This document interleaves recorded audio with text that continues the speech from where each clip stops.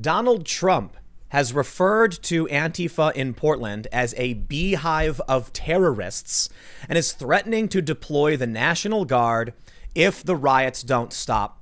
And the crazy thing about it is they've already negotiated some kind of preliminary ceasefire, which apparently isn't working. They still rioted last night. And I guess Trump today was like, nah, you know what? If they're not gonna deal with this, I'm gonna deal with this. Ooh, and apparently he's gonna deal with this. I'm okay with it. I know a lot of people out there are okay with it too. Yeah. A beehive of terrorists. Yep. He's not sparing any language. So we got this story, and there's actually a really interesting It's pretty accurate perspective here. See, it was widely reported. What's today? Thursday, right? Yeah, it is. It was widely reported yesterday that the feds were going to leave by today, and it was like a big victory for the left. The Democrats were like, "We did it, we won," but then DHS was like, "No, you didn't. We're not going anywhere. Yeah. You get your police out like we've been asking for since the get-go, and once we feel like everything's being taken care of, we'll get out of here." Something interesting happened. The large crowds, the thousands, apparently didn't show up. Why not? But they announced the state police were being deployed. Yeah. So I got a problem with this. If they announce they're deploying more cops and the feds are staying, where'd all them protesters go? Their paychecks ran out. No, I think it's that the feds were going to back down. Yep. In a sense, they were going to go inside and the state police would take over. Well, we saw it yesterday. They were talking like they won. We beat them, guys. Ha! Stick it to the man, the feds. We got them. The man feds. But they're still there. They're not. They're staying, and more cops are coming now. Tonight, they're clueless. It just proves to me they're clueless. Tonight's the big test, because they announced the other day that Oregon State Police would be coming out. All of these people, the thousands that would come out waving their phones and singing. Oh yeah. They were telling us Trump's secret police gassing peaceful protesters. I mean, were they though, or was that just the media spinning? Did you see the video of the mom? The yelling mom? No, I had to come out here. Why am I dealing with this? What is wrong with you? Blah, blah, blah. Yeah, yelling at the feds. Just screaming, and it went viral. NBC put it up. Of course they did. And yes, the media was like, oh, the Trump secret police. Okay, media, fine. I don't care if it's the media or the protesters. When it's the Democrats' secret police being deployed with masks on so you can't identify them, all of a sudden now no one shows up. I thought they were protesting militarization of the police.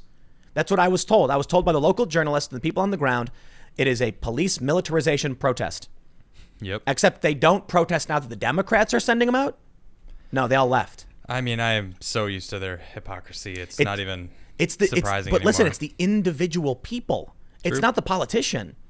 Those moms, actually still a bunch of moms came out apparently, but the video footage that's come out shows a much, much smaller crowd rioting, getting cleared out easily by state police. I think it might be local, I'm not sure, but it's not the feds. Okay. And Andy notes they didn't have the big numbers anymore for whatever, he doesn't say why, and that made it very easy for them to be dispersed. Makes sense. So Trump says today he'll send the National Guard if they don't get things under control, because Antifa and the far leftists are still coming out. As of yesterday, tonight is the big test. If the numbers come back and people really do decide, maybe we should protest the Democrat secret police too, then maybe Trump will actually send in the National Guard. But I got to say, man, he called it a beehive of terrorism. I mean, it's Portland, man. Yeah. I love how, He didn't call Portland the beehive. Just simply Antifa. Yeah, right. He said they're trying to clear out a beehive of terrorism. Yeah. The funny thing is that other media, when they reference Portland, they say with like a robust history of protest. Like, oh, is that what you call it? Robust. Yeah, something like that. I don't know. Nice. So, but anyway, there's also the Portland moms are fighting because of like apparently the leader of the Wall of Moms is like racist. Oh. Yeah. Oh, of course. And is like subverting black voices or something. So what a surprise. They're falling apart. And then we got some other really big news. Now, this is the biggest news of the day, that Donald Trump, depending on who you read, threatened to, called for, or suggested postponing the election. I saw that. It was a question. It was 8:46 a.m. Trump's sitting there drinking his morning coffee, and his eyes are half shut, and he's like, he just types it and presses send, and then he goes about his business. And then everyone in the world starts screaming and waving their arms in the air. Oh, he's a fascist. This is it. No, he did it on purpose. He's a troll, man. No, because the stock market was horrible today. Oh, is that what it was? It was a big, huge chunk drop, and I mean that probably. But this was at 8:46. Was he trying to make it drop further? I don't know. That's probably why it dropped. Maybe At 8:46, he tweeted this out. Yeah. Post, delay the election, question mark, question mark. And that probably made everyone freak out, like, oh no, what's going to happen? Here's the best part. Here's the best part. They all the media comes out immediately and says, Donald Trump can't postpone the election. He can. I mean, technically. The powers granted to the president under National Security Presidential Directive 51 have not yet been tested, but they've been long-standing. And we'll see, I suppose. But people have known about Directive 51 for a long time. And it's really funny because some of these progressives, these leftists, wrote 13 years ago. Some of the same people today who are screaming Orange Man bad were writing George W. Bush bad. And there's this long article from Slate where they basically say that the language that we can see from Presidential Directive 51, because most of it is still confidential, we don't know, is very vague and basically grants these weird powers to the president to coordinate the other branches of government, meaning that Trump could theoretically be like, so here's the prerequisites for Directive 51. Catastrophic loss of life anywhere in the world. True. Massive damage to our economy. True. And there's other factors, but those I bring up specifically because they've happened. Already. So think about this. The goal of Directive 51 is to ensure the continuity of the federal government in the event of a major catastrophe. Are we in a major catastrophe? 154,000 dead? How many people dead around the planet? I'm not an expert in this field, so I'm gonna not answer. It's not about being an expert. It's about the fact that Trump literally could just say yes. True. He could say the economy's being destroyed, and now our election is being threatened by like this first-time mass nationwide mail-in voting plan. Yeah. It wouldn't be only mail-in voting, but if Trump really thinks it would subvert essential functions of government, then he can use COVID and the riots in the economy as pretext for invoking 51. And I think if he did, which I really, really, really don't think he would, I think all he would do is actually ensure the election went as normal without mail-in voting. So it would give him these weird coordination powers over the other governments, the other branches of government. It would be really interesting. But we'll talk about this because there's some other funny stuff there. But then we got really, really, really big news. Oh, goodness. Patreon lost. Oh, yeah. Patreon lost their lawsuit. Good. This is crazy. Good, right? I'm happy about it, right? The gist of it is that Patreon, there's a law in California. It's complex. I'll keep it simple. Patreon banned a bunch of people for hate speech. So this one dude, Owen Benjamin, told his fans to sue Patreon, and they did. That means that Patreon has to front the cost of arbitration, because that's what you got to do in California. So $2,500 to $10,000 per person who sued, and legal fees. So Patreon thinks they're going to be on the hook for like $15 to $20 million. Dang. And they sued back. Patreon sued for an injunction, like a preliminary injunction saying like, you can't do this.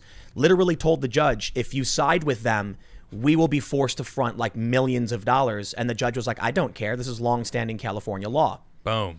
And then I guess today, props to that judge. Well, it's just the law, man. Yeah. Patreon tried changing the terms of service at the last minute because they knew that they were going to be on the hook for this cash. So now, I'm not a lawyer, so I don't want to pretend, but I guess the scuttlebutt is they may be in trouble for doing that. So now we might see all of these people who are banned by Patreon launching arbitration claims against them, even if they don't have merit. It's going to force Patreon to front tens of millions of dollars. They're done. That's it? They're done. Yeah. Well, Mike Cernovich said if Sargon of Akkad told his audience to file arbitration claims in California, it would be the end of Patreon. Yeah, because he got banned, thousands. Right? He had thousands. Man. Wow. Yep. And the other important factor is when Sargon got banned, I lost patrons because they canceled their accounts immediately, which negatively impacted me and everybody else. I basically have I still have a Patreon. I don't really do anything with it. I just left it there and I'm like, I'm done. I'm out because everybody was leaving. So I was like, what's the point? I can't try and sustain this, and the company's awful. This could be the end of Patreon. That's going to be big. We're going to talk about all that. I don't want to give away too much. So if you haven't already, make sure you smash that like button. Smash. Well, there you go. Smash it. That's the only important thing you should be doing right now is smashing the like button. And also, whoever sent me this Carl Sagan book, thank you very much. There you go, man. And also, don't forget to subscribe and hit the notification bell. We do the show every Monday through Friday at 8 p.m. Let's jump over to the first story. Trump threatens to deploy National Guard to quell Portland protests from the Military Times. They say, President Donald Trump on Thursday threatened to deploy the National Guard to Portland, Oregon if protests there don't stop in the next few days, saying the violence has lasted for too long. So let me just, I got to do this correction, you know. Don't put protest if you're complaining about violence. So he wants the riots to stop. But then he said protesters, so. Well, you know. That's not a quote from him. Right. Well, here's a quote from Trump. These protesters, many should be arrested because these are professional agitators. These are professional anarchists, Trump said during a White House press conference. These are people that hate our country. We are telling them right now that we are coming in very soon. The National Guard, a lot of very tough people. These are not people that just have to guard the courthouse and save it. These are people who are allowed to go forward and do what they have to do. At the peak, more than 40,000 guardsmen were activated across the country to help deal with the protests sparked by the death of George Floyd. The use of Guard troops to help with violence on American soil is not unusual, but is typically done under the direction or with permission from state and local officials. In the case of Portland, where protests have taken place every night since May, the governor and mayor have objected to the intervention of federal law enforcement to address the issue. They don't know what they are doing, Trump said of local leaders. And he's right. Yep. They're trying to declare victory like the feds are going to leave. We got him, guys. The riots still happened, a much smaller crowd. So it may die down now, but I'm not entirely convinced. Anyway, They say the Oregon Military Department told Military Times that the Oregon National Guard has not been requested or notified of any request to respond to the situation in Portland at this time. And that's from Major Leslie Reed, the department's deputy director of public affairs. This could just be Trump talking big. It could be. But maybe he just hasn't drafted anything or told anybody yet. The National Guard Bureau deferred questions to the White House and Pentagon. Pentagon officials did not immediately respond to a request for comment. On Thursday, Trump praised the controversial presence of Homeland Security personnel in Portland, saying that the place was a mess and their deployment prevented hundreds of millions of dollars in damage to the federal courthouse.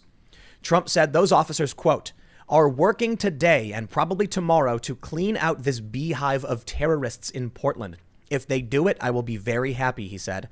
Then slowly we can start to leave the city. If they don't do it, we will be sending in the National Guard.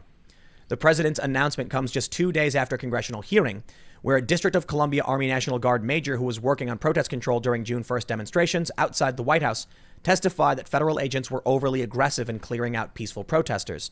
Major Adam DeMarco said the guardsmen on duty that day were left confused and disheartened by the actions, with some members questioning whether they had violated the constitutional rights of free speech and assembly. Trump has voiced no such concerns, saying the protests were inspired by nonviolent ideals, but have since become little more than an excuse for destruction and mayhem. Boom. Yes, they set a church on fire. Yeah. Yeah, Bill Barr dropped a hammer. It's not just one. They've sent multiple. Well, it was it St. John's? Is that the church? I think so. Yeah. It's like the famous presidential church. Yeah. Basically, They said that. Could you look up this guy, Major Adam DeMarco, real quick? Yeah. Yeah. Because I think I saw some news about him that provides context as to why he's complaining, but I want to make sure we get it right. He might have a Wikipedia page. Yeah, hold on, let me find this. See if you can find it. I mean, Trump nails it right there. He says it, and it's true. It was inspired by nonviolent ideals, but those ideals have been lost with the violence that have happened. It's now an excuse to just, rock over statues and burn down buildings and small businesses. It's crazy. So take a look at this tweet from Andy No. This is from the 30th at 12:28 p.m. Violent protests continued overnight outside the Portland federal courthouse. Rioters were more quickly repelled because they lacked the huge crowds that gave them better cover to commit acts of violence. And we can see in this video, there's actually far less people than normal. Wow, yeah, a lot of significantly shields. less. And why is that? Where'd everybody go? They went home. They went home, huh? They won. They beat the feds. So the feds are still there. Yeah. The courthouse is still walled off with fences. We can see that. The feds have straight up said they won't leave. In fact, Trump is saying we'll send the National Guard in. Why did they all disappear? The big question, like I mentioned earlier, will be if these protesters come out tonight, having seen the tear gas and the attack on these Antifa people from state police, not the feds. Exactly. So here's what I think. Well, actually, I tweeted it. Here's what I said. Now that the people of Portland would have to protest their own Democratic governor, it seems they didn't show up to reinforce Antifa and far leftists. When it was Trump's police, thousands were outraged. Now that it's a Democrat, they don't care. What happened to all that talk about the Gestapo and Trump's secret police? Yep. All right. They're not talking about that in New York. We got to be fair. These are, what's the governor's name? Kate Brown? Yeah. Kate Brown, secret police being deployed to the streets to attack peaceful protesters. Why, Adam, why are these Democrats, in your expert opinion, why are the Democrats sending out unidentified secret police to brutalize these peaceful demonstrators? Well, Tim, in my expert opinion, I have no idea. Is it because Kate Brown is a fascist? Yes. Let's go with that. Okay. Confirmed. Yeah, confirmed by my expert opinion. My opinion, rather. It's expert. Did you find him? I did find him. I haven't found anything interesting about him, and he doesn't have a Wikipedia page. He doesn't. Yeah, which is really weird, right? Oh, okay. No, that's fine. That's fine. He's just a National Guardsman. Yeah, he's a whistleblower, I guess. That's what they're calling interesting. him. Yeah. I wonder. Yeah. I heard some people talking about. So apparently some guy came out complaining about Trump in bar, clearing out the protest in front of the White House. Oh yeah. That's and right. I just wanted to check to see if there was anything. You didn't find anything? So Louis Gohmert questions his loyalty to the Democratic Party. No, he questioned his loyalty to the oath that he took to become the Attorney General. Who? One of the Democrats, and then the Republican guys in the testimony were like, are you going to let this slide? No. You're talking about something else. Oh, yeah, This I was is talking about- Louis Gohmert's a Republican. Oh, okay. Yeah. And we're talking about the National Guardsmen criticizing Trump for clearing. Yeah, I was talking about okay. Adam DeMarco. Yeah. Yeah, so noting his unsuccessful run for Congress, Representative Louis Gohmert from Texas told DeMarco his testimony, quote, will serve you well with the Democratic Party, close quote. But he questioned his loyalty to the military for opposing his commander-in-chief's contentions. So wait, what you're saying is this DeMarco guy ran for public office as a Democrat. Failed. Yeah. He ran. He tried to become a Democratic congressman. Yeah. There it is. And now he's contradicting That's why Trump. before I said anything, I wanted to just to have the source pulled up. Right. Why would someone just come out and be like these police clearing out these peaceful demonstrations? Oh, there it is. Yeah. He's a Democrat. Yep. He ran for office as a for Democrat. office. Look, man, I get it. There's a lot of criticism. They say Trump went out and did a photo op. I had an argument with some family members about it, and I'm like, it's such stupid. It's so dumb. Okay, you can't have months of violent riots and protests, and more importantly, if you ask a Trump supporter why they cleared out the area in Lafayette Square, they had announced they were clearing out at a certain time already. Right. And Bill Barr said it had nothing to do with Trump doing a photo op. You're taking a photo in front of the church. And I'll tell you straight up, you know why Donald Trump went out and took a photo holding a Bible in front of the church? To show the American public that we got this under control. Boom. Exactly. Yeah. We put the fire out, we saved the church, and we are still in control of things. Period. Yeah, it's like, duh. I wasn't even that, I was entering my political viewpoints at that moment of time. That was like, what, 2 months ago now? A month and a half? I'm not saying it was the right thing to do morally. I'm just saying that's the reason. And it's funny because they always try to make it the worst of the worst, right? Yeah. Like the only reason Trump did it was for a re-election photo op. And I'm like, that makes no sense. I mean, if he wanted a photo of him holding a Bible in front of the church, he could have waited a day. Yeah. No, what he did want to show is that he's in control. Because the church was just set on fire, and it's a historic church. So they took care of it. What did Bill Barr say when he was asked? This was great. So this was good. So Attorney General Bill Barr is testifying, and you have this one. I guess I don't know what the guy's name who asked him, but he's like, "Are you aware that like the bishop and the priest or whatever, condemned your clearing of the protests?" And he goes, "Was that before or after we put the fire out?" Ooh, mic drop, dude. Yup. Barr was dropping bombs on I'll tell you who's They were being- like, no. Reclaiming my time. Don't let him speak. I'll tell Too you. many bombs. I'll tell you who's being political. It's that priest, that bishop, or whoever. Yeah. Coming out and attacking the president when they literally had to. The fire trucks couldn't get through. The far left wanted the church to burn down. Definitely. I can't take these memes, man. They don't talk about that side of it. It's only the fact that Trump cleared them out. It's like, well, did you think about how they cleared them out so they could put the church out?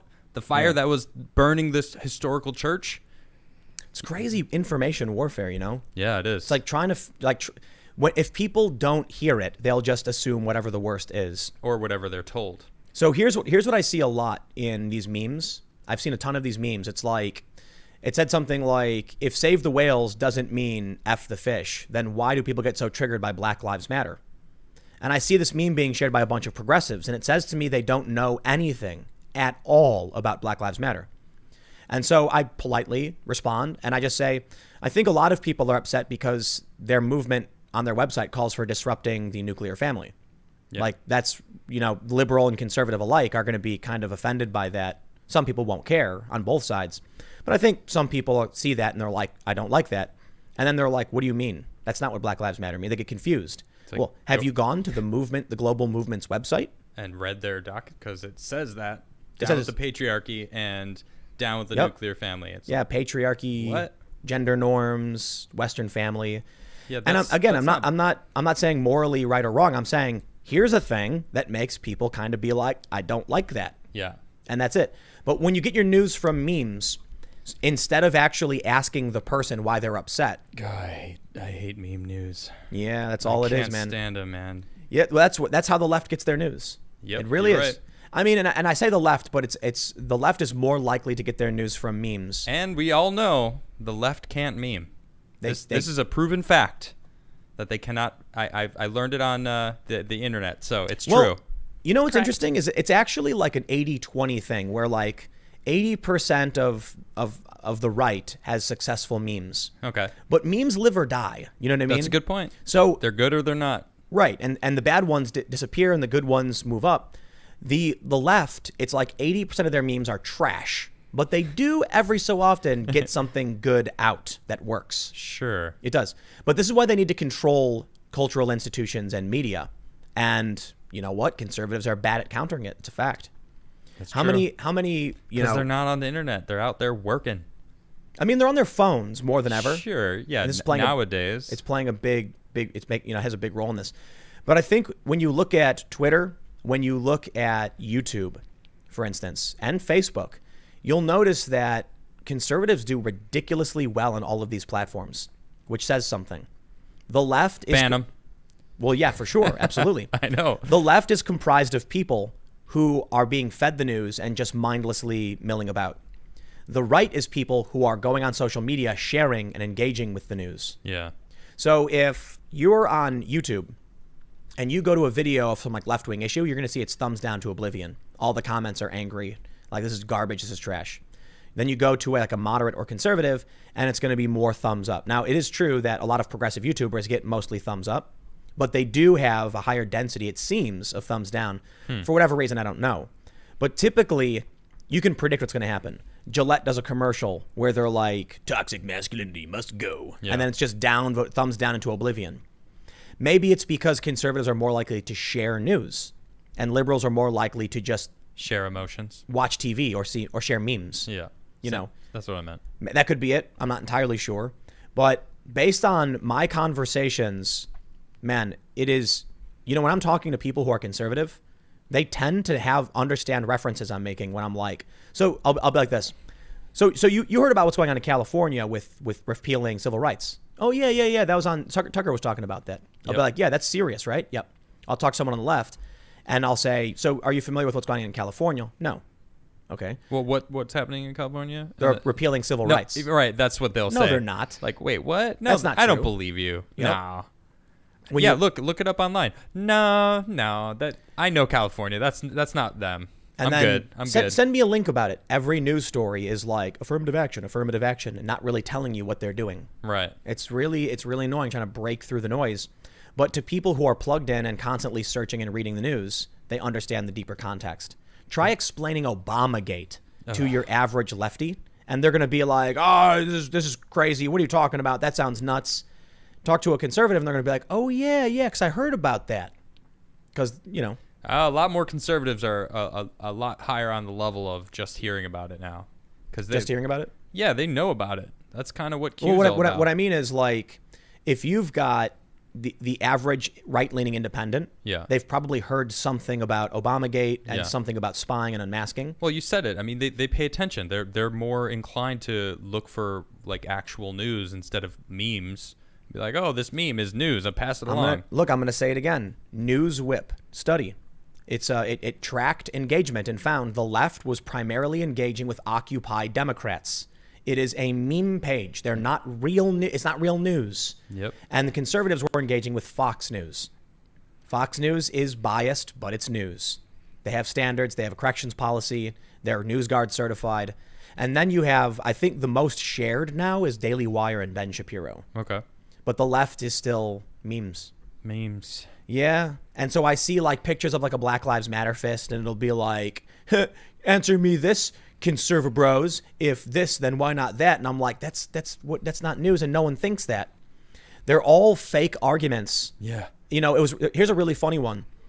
I keep seeing this tweet be shared on Facebook between all these progressives where they're like, answer me this, Trump supporters. Where are all the 2A libertarians saying, that they were going to stand up to government tyranny with rifles? Yeah, that now that tyranny is happening in Portland, and then I just sent him a picture of the Boogaloo Boys showing up in Portland, and I'm like, what are you talking about? They're right there. Yeah. They're literally right there. They're standing. They didn't bring their guns. Yeah. But they did show up. And then I sent him more pictures of the Boogaloo Boys marching with Black Lives Matter and Antifa. Mm-hmm. And then I'm like, this meme is fake. Somebody just made it up. Stop sharing this. Part of the problem is these people on the left, they have this image in their head of like this bad guy, the ultimate bad guy. And it's like the biggest Nazi, hates everything that they're about. And they just apply that as a blank like slate over everybody that isn't in their group. So if you vote for Trump, that's clearly you're this one person that I have in my head, this image of this bad guy that I have. So that's like all their memes, like, well, riddle me this bad guy that I have in my head, where in reality, most people aren't that person. Everyone's more in the middle looking at them like, you're crazy. No one's like that. That's not the norm. Why do you think that? Why is your argument always against that one person? Because that's not the norm. It's really simple. This was noted, I think, on Sam Harris's podcast. And when I was talking with Jack Dorsey on Rogan, conservative journalists will follow liberals and conservatives, and liberal journalists only follow liberals. Yep, exactly. Jack did say things were getting better and that was starting to change. I'm not sure where we're at now, but that's the easiest way to explain it. It's a one-way street. If you're on the right, you're looking at everyone to your left. If you're on the left, you're looking at everyone to your left. Yep. So they don't see what conservatives are talking about. They don't see the news, and they have no idea. It's crazy when I'll like tweet something out that'll somehow find its way into a left journalism bubble. Mm-hmm. And they're like, what are you talking about? This is the craziest thing I've ever heard. That's not true. And I'll be like, did you not know this happened? Like, I'm just like, using a random news story as an example. I'll be like, what do you mean? Like it's right here. Like Reuters reported it. Yeah. And they'll be like, oh, I didn't see that. Yeah. Because you're sitting in a toilet spinning around in circles with all your buddies and you're just like eating each other's refuse. Yep. It's like human centipede, man. The funny thing is, there's a meme going around. It's a sticker in New York City that someone posted. Okay. And it's the human centipede, but it's Trump and then a Fox News reporter and then a guy wearing a MAGA hat. Okay. What's funny about that is I get the idea they're trying to convey. It's not true, though. It's Fox News, then Trump supporter, not the way they had it. Yeah. And the other issue is that Trump is a symptom, not the cause of. So it's actually not even true that Trump is in the front of the line if they want to play this meme up. What was going on in this country was going on for a long time. What was going on with the culture war and social justice and PC was happening well before Trump. Trump came about and was voted in partly because of all of these things. He is a symptom of our current state of affairs in this country, not the creator of it. They don't understand that. They blame Trump for it. No. If everything was normal, if jobs were here, if people were happy, there wouldn't be a Donald Trump. He came in because he specifically said, look at these things. He talked about trade.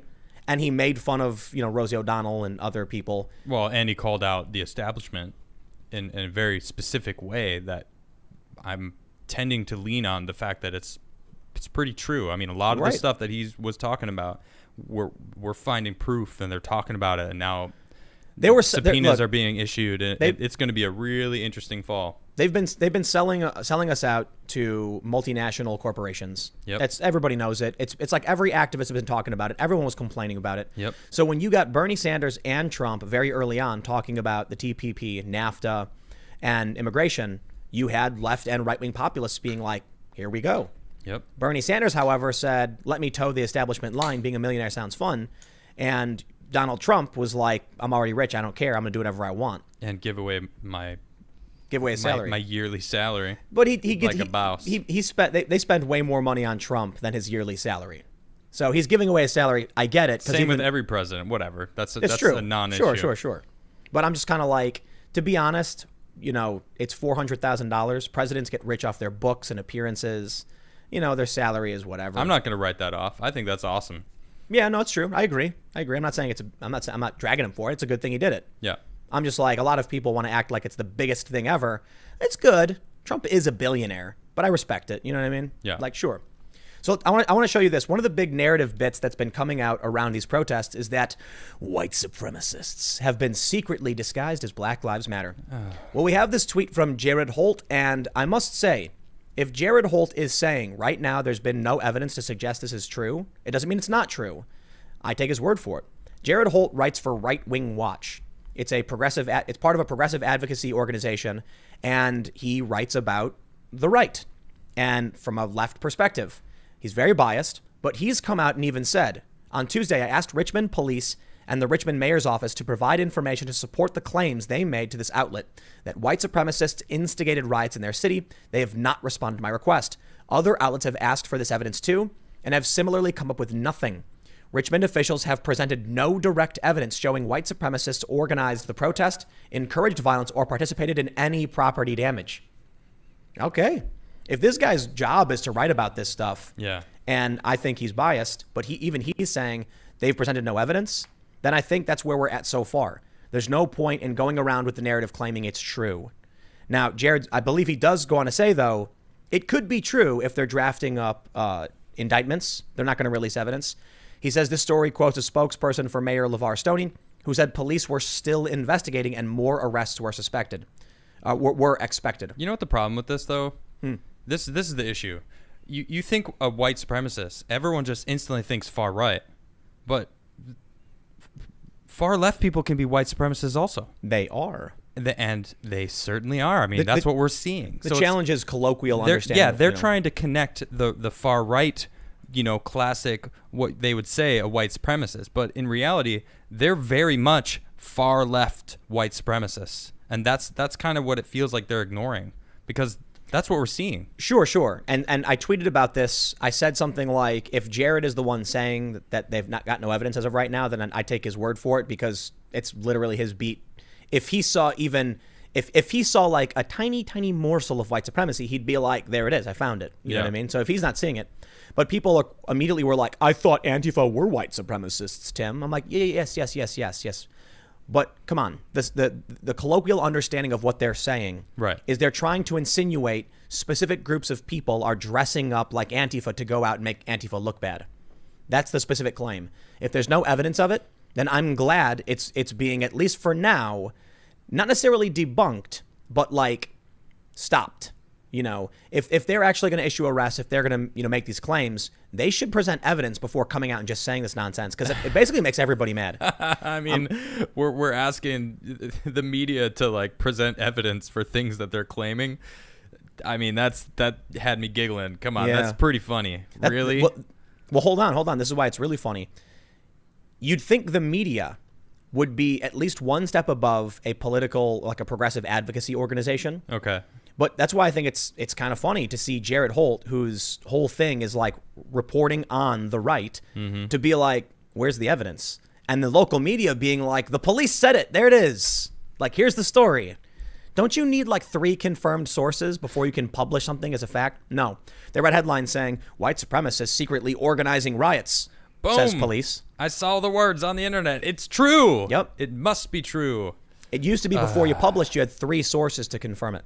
Is that how it used to be, right? It used to be. Well, I don't want to speak for every single news outlet, but typically, yeah. So it used to be like, if someone told you they saw a brick, hit a cop in the head, you'd be like, what's your name? Can I put you on the record? Then you'd walk to another person. You get 3 sources to confirm. We all saw this. You'd be like, I got 3 people saying it. They're all independent of each other. Yeah. And the same was true for basically a bunch of other stories. You can't just, if someone tells you something, you can't be like, well, this guy said it was true, so it is. You'd be like, can independent sources corroborate the claim? Yeah. They don't do that anymore. The police said it, therefore we report it. And instead of doing any due diligence, they just say, police say. And there's your headline. Police say. They do this all the time with tons of stories. They'll just be like, it's really funny when they have anonymous sources. This is the best part. So it'll be like, anonymous source claims Donald Trump is secretly, putting poison in dog bowls throughout the city of, throughout D.C. Or someone close to Donald Trump says that this is happening. No. I've got a specific point. They'll say, go ahead. An anonymous source claims, Donald Trump threw a brick at the face of his assistant. Okay. And you'll be people will read the story and go, whoa. And then you have to imagine how the story was actually sourced. There's a DC beat reporter with a notepad standing in an alley, and there's a guy covered in garbage just going, and Donald Trump, did a backflip off the White House, and then I saw him, he threw a brick. And then he just walks into a wall, falls down, and he goes, and they're like, he said it. That's confirmed to me. Anonymous source claims. It's like, yes, but is your anonymous source the guy who's drugged out in the alley, freaking out, spouting gibberish? Yeah. And what part of that did you leave out? Before he says Donald Trump is a lizard person who threw a brick at his advisor and then jumped off the building and flew away in outer space, and he cuts off the beginning of the end and just says Donald Trump threw a brick.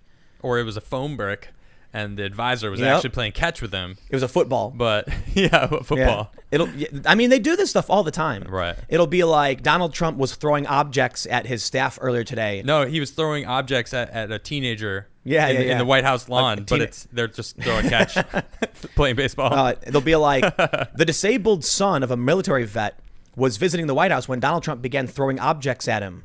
And that's the narrative. Yeah. And you'll see a photo, and he's throwing a baseball, and the kid's catching it. It's like kid's in a wheelchair or something.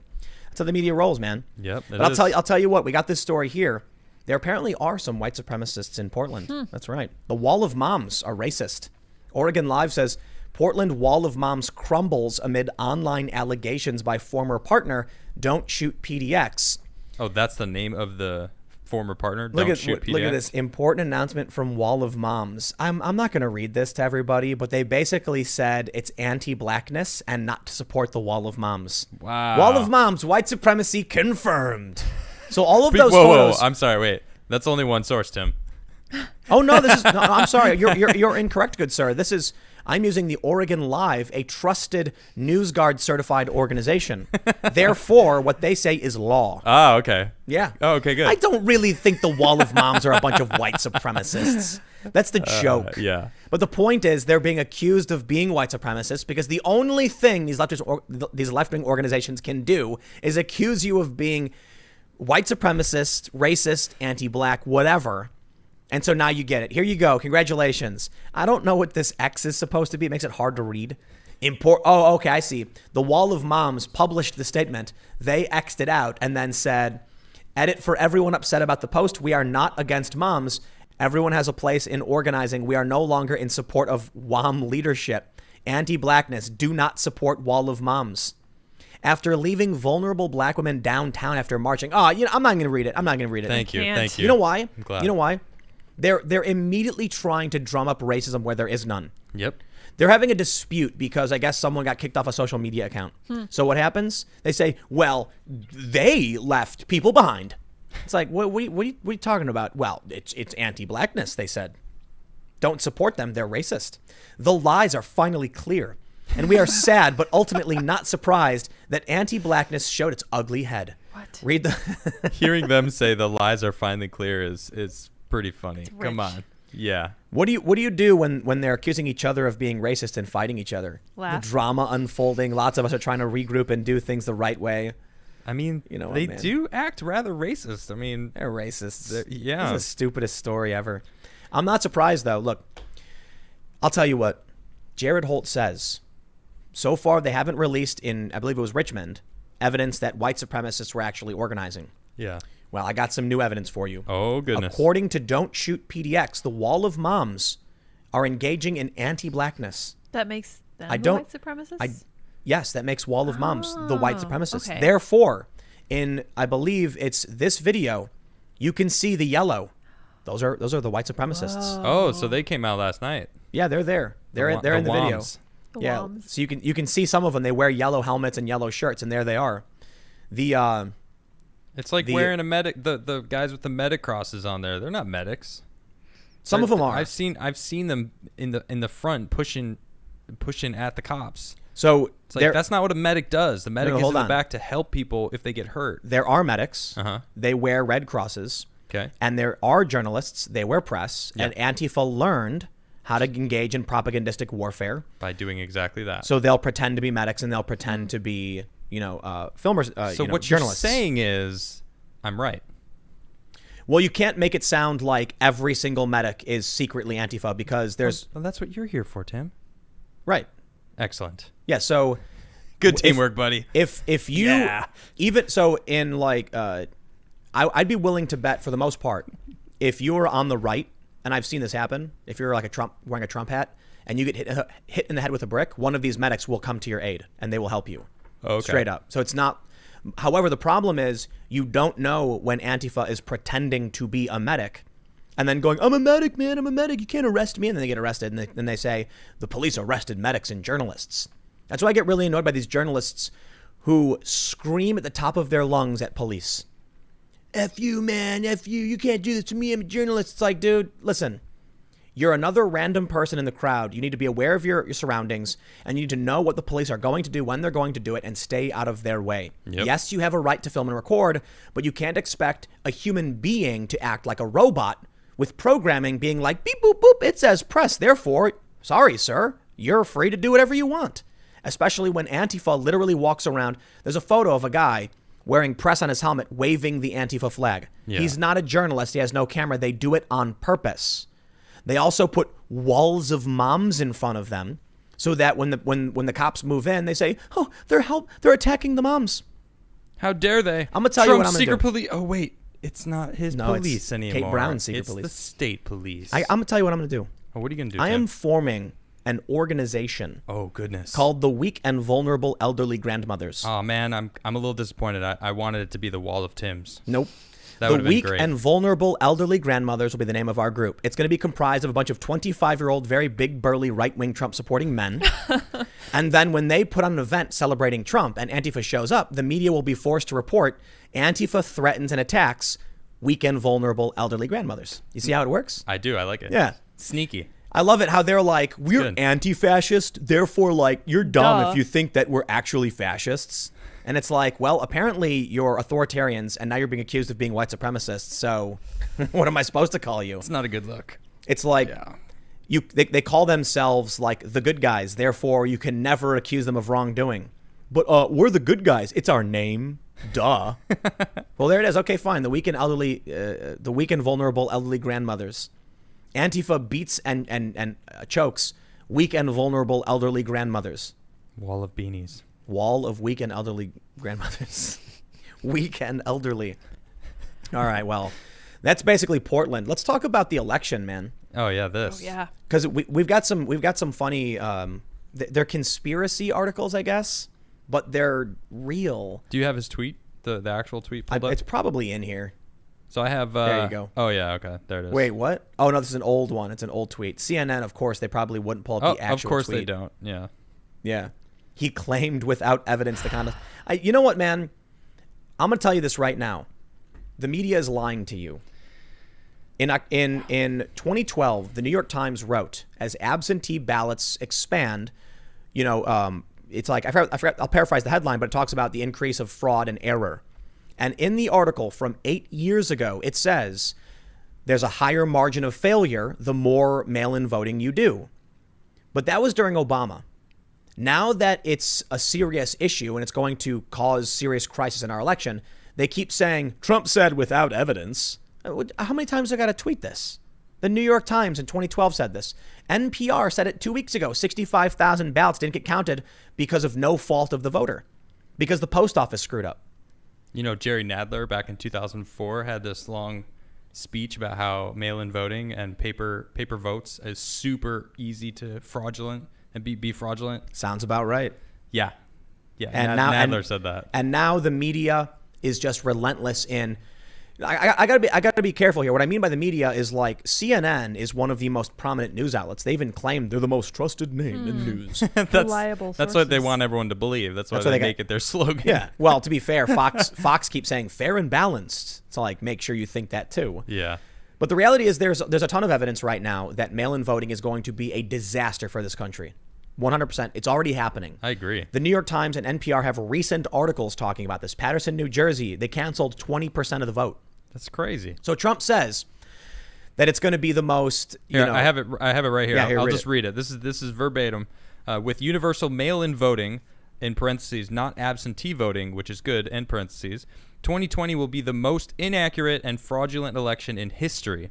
It will be a great embarrassment to the U.S. And then The question is, delay the election until people can properly, securely, and safely vote? Question mark, question mark. One more.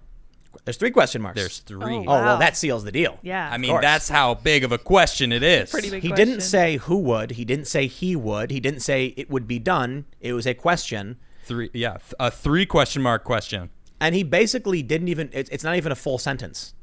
That's right. So that's the point, right? Yeah. Maybe he meant Congress should do it. Congress can do it. Maybe that's what he meant. Good point. No, but they'll jump to the worst of the worst that Trump demands that Yeah. we delay the election and throw the whole American system out the window. Yeah, So he's the one trying to do that, Congress. Sure. To be fair, CNN says Trump floats delaying election despite lack of authority to do so. Technically, this is interesting because I didn't see media like CNN or other outlets complaining about Directive 51 when it was signed by George W. Bush. Scary. I'm going to pull up this here Wikipedia from National Security and Homeland, Presidential Directive 51, and it just says reception. The signing of this directive was generally not covered by the mainstream U.S. media or discussed by the U.S. Congress. While similar executive security directives have been issued by previous presidents with their texts kept secret, this is the first to be made public in part. It's unclear how the National Security and Homeland Security Presidential Directive will reconcile with the National Emergencies Act, a U.S. federal law passed in 1967, which gives Congress oversight over presidential emergency powers during such emergencies. The National Emergencies Act is not mentioned in the text of Directive 51. Directive 51, to put it very, very simply, makes the president I'll exaggerate, emperor, I guess. The God Emperor, Tim. God If King. you're going to say it, the God Emperor King Trump. Have you seen the thing they did in, what was it, in Poland, I think it was? Yeah, the giant Trump with the armor and the sword or whatever. Well, after we talked about Mecha Trump the other day, I was like, show me your art of Mecha Trumps. And I saw countless videos of that. There's some Japanese animes that he's into. Of Trump? He's like a Gundam Trump. It's pretty cool. So check it out. Directive 51 has broad language that basically says the president will oversee the coordination of all branches of government. And it does say that it must be a constitutional government. The literal goal of Directive 51 was that if we got nuked, 50 billion times or whatever, and the country was in shambles, then Directive 51 would try and restart the government and protect it. Well, I think 50 billion nukes. Little ones, very little ones. Oh, okay. Very, very small Tiny nukes. nukes. Yes, just okay. pop, pop, pop, Sure. Yeah. But still doing enough damage. Popcorn nukes. Death by 50 billion nukes. Popcorn nukes. Yes, pop, pop. You're like, oh no, it's happening, and everyone's Popcorn nuke. So when this was signed, Dropped by the UFOs. collective left went insane. Mm-hmm. All these articles were written saying, there's one specifically from Slate where they're like, this would give Trump the power to, postpone an election because it puts him in charge of coordinating all branches. Couldn't he kick out all the incumbents also? I mean, arguably, depending on who you ask, yes. The powers under Directive 51 are insane. Or arrest all the people that have. I'm not going to get into that. Here's the issue. Need to be arrested? So could Trump postpone the election? Technically, under a national security directive. Now, let me read for you the prerequisites. They say, Directive 51, signed by George W. Bush, is a presidential directive establishing a comprehensive policy on the federal government's structures and operations in the event of a catastrophic emergency. Such an emergency is defined as any incident, regardless of location, that results in extraordinary levels of mass casualties, damage, or disruption severely affecting the U.S. population, infrastructure, environment, economy, or governmental functions. I think we've already... We're done. We're there. Yeah, it's already ready. So theoretically, Trump could say, COVID, 154K dead. The GDP was down by some people are saying it's only 10%. Some are saying it's 33%. We've been very, very negatively impacted by this major global catastrophe. Yeah. Thus, he could invoke. Look. Not only that, though, you got to add into the whole, India, now Australians are backing India. China and Pakistan are joining forces. It's like, what's going on over there? Something's about to pop. Yep. So you've got reports of surveillance drones seeing like China and Pakistan are forming ranks on the surrounding India for like a pincer attack on both fronts, which would strain India, be very difficult for them to defend against. Australia, I guess, announced what did they announce? They said that they would back India. They got India's back. And we've already done, we've sent out strike teams with Australia. Yep. Into the South China Sea. And we're buddies with India, too. Totally. We got India's back, yeah. When Trump went to India and they had 60,000 people all cheering and screaming the whole for him? stadium filled up. They love that man. I'm sure he loved it, too. So there's a lot of reasons Trump could just be like, I invoke these powers. Yep. Now, here's the big question. They say it's not been constitutionally tested yet. And I think that's completely irrelevant. Yeah. How will you test something that claims to supersede the government? Yeah, how do you test that? Exactly. This would be the time when we got cronies in the government all across the board doing crazy stuff. I don't think now is the time for a Directive 51. No. No, Okay. but we're getting dangerously close because people don't realize how bad it's getting with the economy. Yep.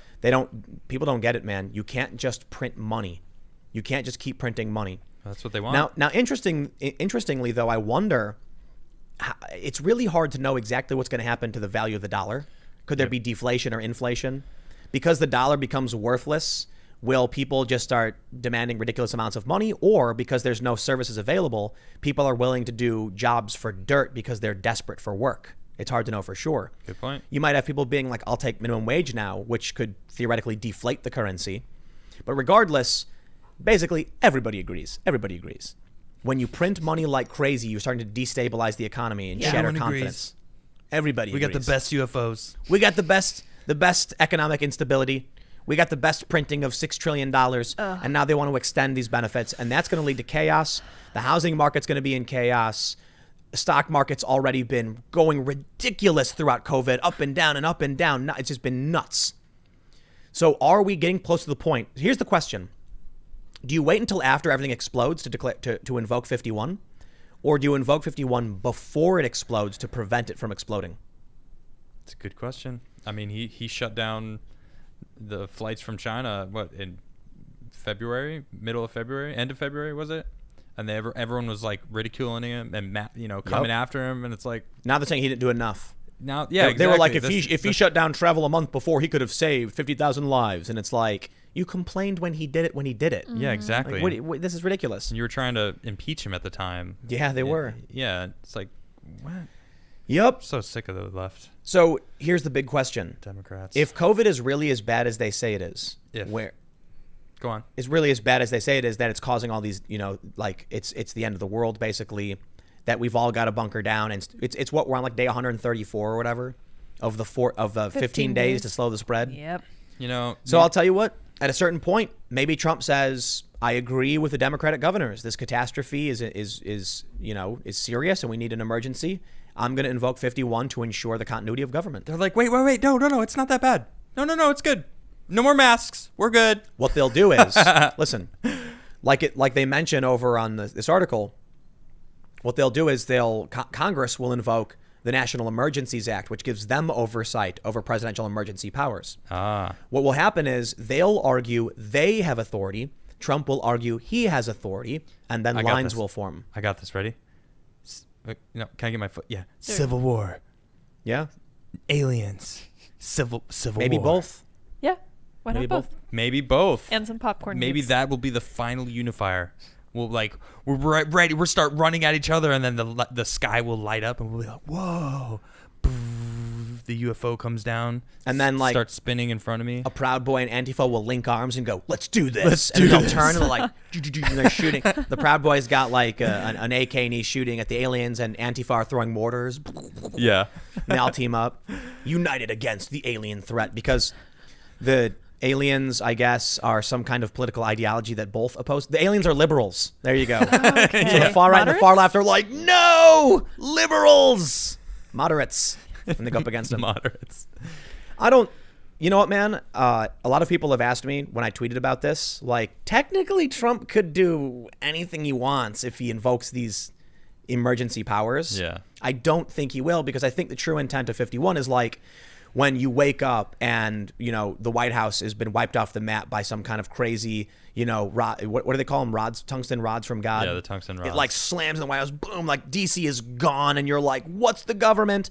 And then whoever is like 87th in line of succession for the presidency invokes Directive 51 to like balance out the government because everything's been purged. Okay. Like the Division, right? Yeah. So if you guys are familiar with the game, The Division, that's the storyline basically. Mm-hmm. The virus, what in that game, in the first one, the virus wiped out just New York, right? Or it hit everywhere? I think the ground zero was New York. I don't. It's been a long time since I played that game, so I don't remember how widespread it was. But in the second game, I mean, DC was wiped out too. Right. So yeah, and there's like nothing left. Yeah, they spread it on the bills and just released it on Black Friday. I think the real idea of what Directive 51 is, it's like 90% of the population is gone, the city is in ruins, and some dude in a backpack is like, I'm, you know, 37 millionth in line of succession for the presidency. Yeah. Because he's like, he worked in the mailroom in like a post office somewhere.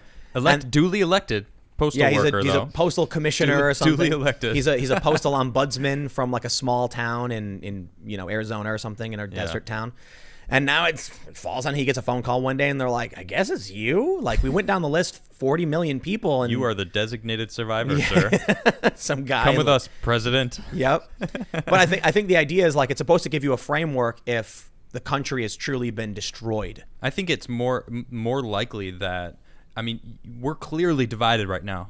There's this line that they're trying to drag through the sand and force everyone on either side of it, and it's like, vote for Trump or vote for us or you're cut out. And it's like, if we actually do have to go to war with China, if this does escalate to a world war, and we can't be bickering amongst ourselves, we need to unify and actually and he would have to do that, and that's what I think would be the more, you know, realistic way of it happening. Right. He'd be like, I agree. all right, I got to do this because we got to stop this because look at what they're doing. There's war going on. My question is, if Trump was like, everybody, we have to come together, you know, China, it's bad, we're going to war. Yeah. And then you were brought into a room and there was like an Antifa guy and they sat you down and they said, okay, Adam, okay, Mr. Antifa, we need to unify because of this shared threat. How about you both agree to only stripping rights from some minorities? Would you agree to that? No. Well, to be fair, look, the progressives in California want to take away civil rights protections. So we have to compromise. So which civil rights protections are you willing to strip from marginalized people? None. Well, it looks like we're not going to be able to unify, are we? The polarization in this country is that extreme. That's a good point. I mean, it's pretty insane that there's a line of actually taking away the rights that they themselves fought for. Not them. No. Yeah. You're the shoulders they're standing on. That's who I'm talking about. They're not giving due respect to those people, and that is a shame. You know? And so answering that question, it's tough. I don't want to take anyone's rights away. They earned those rights. We all earned those rights. Maybe not me, but that's when I look at the flag, I know what was put into that flag to show, you know, where we are now. So with what's going on, you know, one of the things I've often talked about is how they've been expanding the language of civil rights in a lot of states and cities, particularly around gender identity. Okay. And one of the things I've often said is that it's some people call it like circle theory or horseshoe. The closer you get to one side, it goes the other way. The more they try to expand civil rights, the more they actually take rights away, because there needs to be a limit to guarantee certain protections to certain groups. So the easiest way to explain it is, if they're going to say that you can play in any league you want, any sport league, based on how you identify, then the initial protections females had, you know, specifically, are removed because now anyone can play against anyone again. Right. So we start with like track, and men dominate it. So they say, okay, we'll make a specific group just for women. Mm-hmm. Then they say the definition of women has changed, and now biological males are women. Therefore, well, then that protection is no longer existent. Yep. Because now all you've done is had A tier, B tier, C tier track teams. Well, if I was a woman and in sports, I would be pissed about that. And a lot, and they're suing, and a lot are, and they're challenging Title IX and stuff. Yep. But I bring this up specifically to say, under the guise of expanding civil rights, they've actually begun to remove civil rights. And then they argue that, but white females are privileged or whatever, and that they start changing the science and arguing about it. And now we've literally come to the point where they're actually rescinding. They voted to strip away California's civil rights legislation from their constitution. Craziness. Now, I don't want to keep rehashing that conversation. The point is, as we get closer and closer to some kind of conflict, Trump delaying the election, whatever happens, is there a point at which you, all of you watching, would happily sit down with one of these progressives when they say, okay, let's compromise. I vote that we take away those rights. You're going to be like, whoa, no, absolutely not. Well, you got to compromise on something, right? We got to meet halfway if we're going to come together to go up against a greater enemy. Well, I don't think that's part of the problem. I think we should absolutely keep bringing it up, keep talking about it until it gets overturned when we vote. Because people don't. You even said it yourself. You talk to these people on the left that about affirmative action. Do you know how they're trying to repeal it? No, what are you talking about?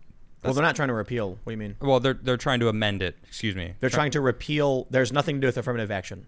I know it doesn't, but that's what they're calling it, though. They'll say that's the problem. Would you be in favor of restoring affirmative action in California? Yes or no?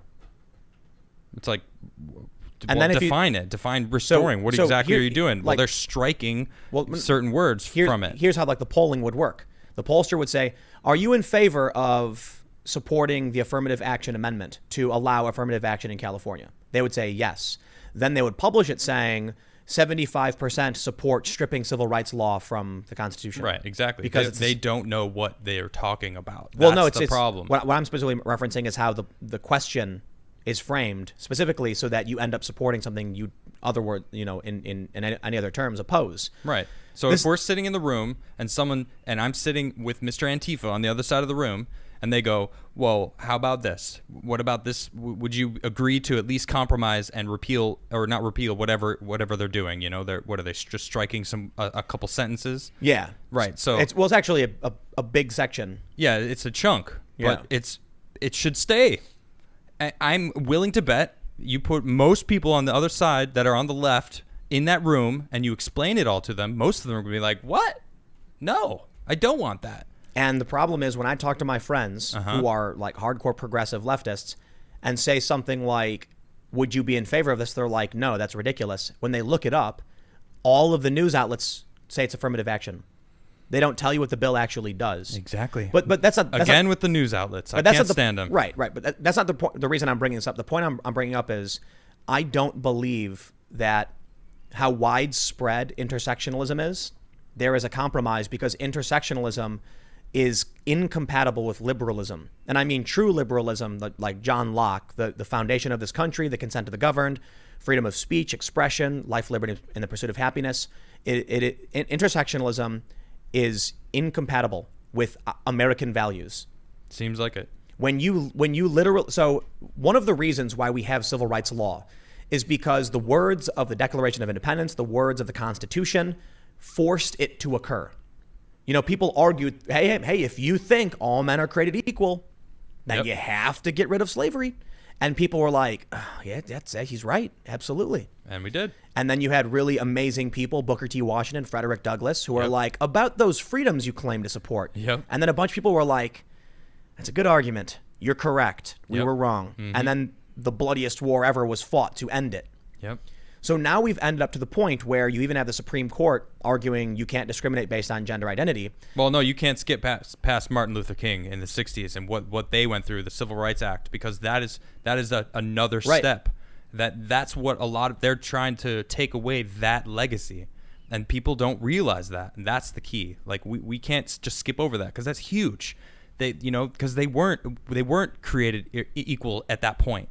There was still segregation. There was still discrimination. The laws weren't. Right, exactly. And that's what affirmative action was. It was stopping that. It was making it clear that all men are truly created equal, period. And that men is a reference to human beings, not males. That's correct. Well, also, now they want to change all that. Right. They want to strip away those rights that were granted.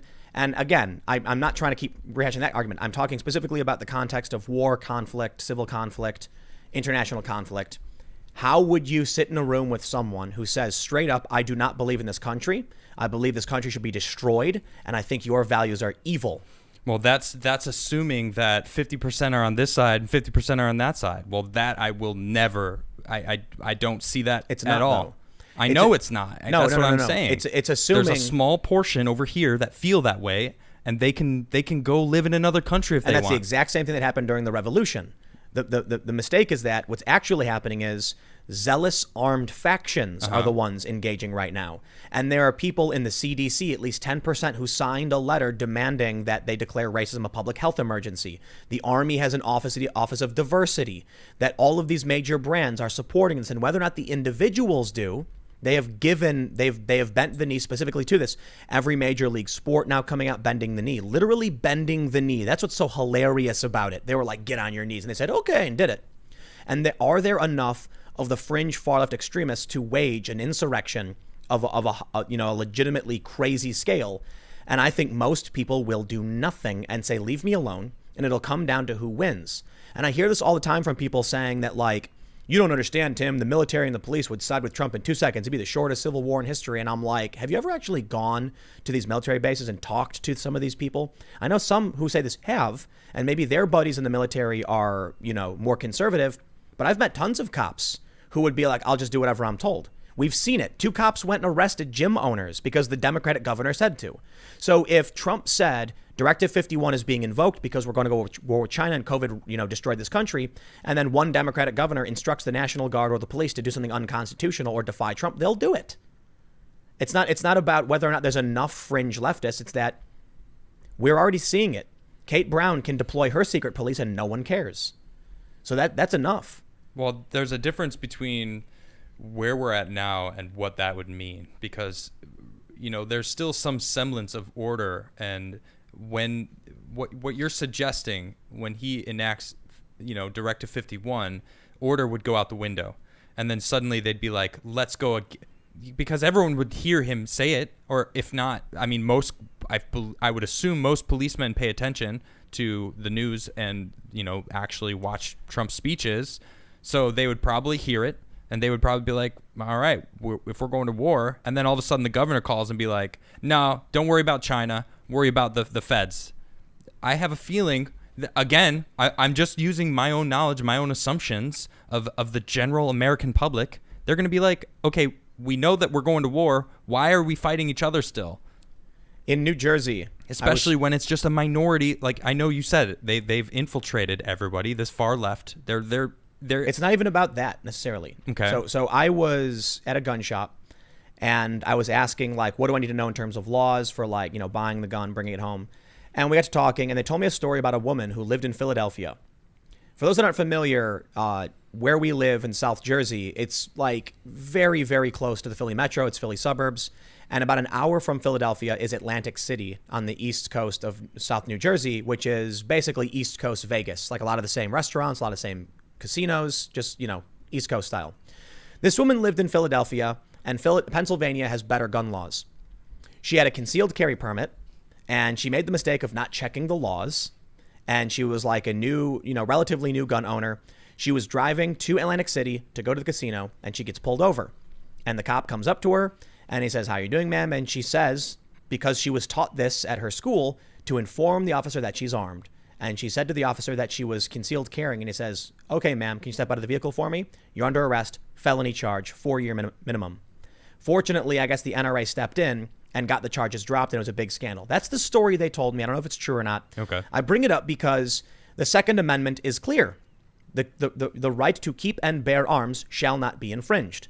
This woman was legally carrying a weapon as far as Pennsylvania was concerned, and she hopped over a bridge, and all of a sudden this cop said, I don't care about the Constitution or the laws. You're under arrest, felony charge. I don't equate all cops to any one story about any cop. I refuse to do it.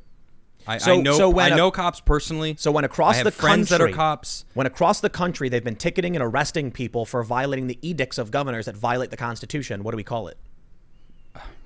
They're following orders, sure, but that's not the same as if the president said, we're about to go to war. I'm enacting this Directive 51. We got to come together so we can go against this enemy, this threat, head on together.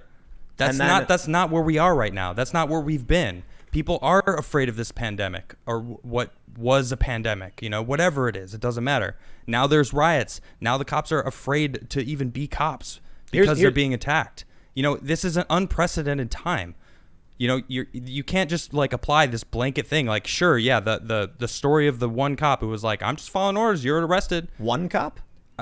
You just told me a story about this woman in New Jersey. Yeah, okay, exactly. I know. And sure, Jim. You can give me all these examples. So how but can I still personally know cops that won't do that. Out of thin air. I'm not making anything up out of thin air. What are you talking about? How can you make up out of thin air what you believe a cop would do when all the evidence is to the contrary? And we have very little evidence of them actually standing up for the Constitution. Because we've been talking for months about the media and what they portray and what they give us, what stories they string along and push out into the open. So, of course, we're hearing about all the bad cops.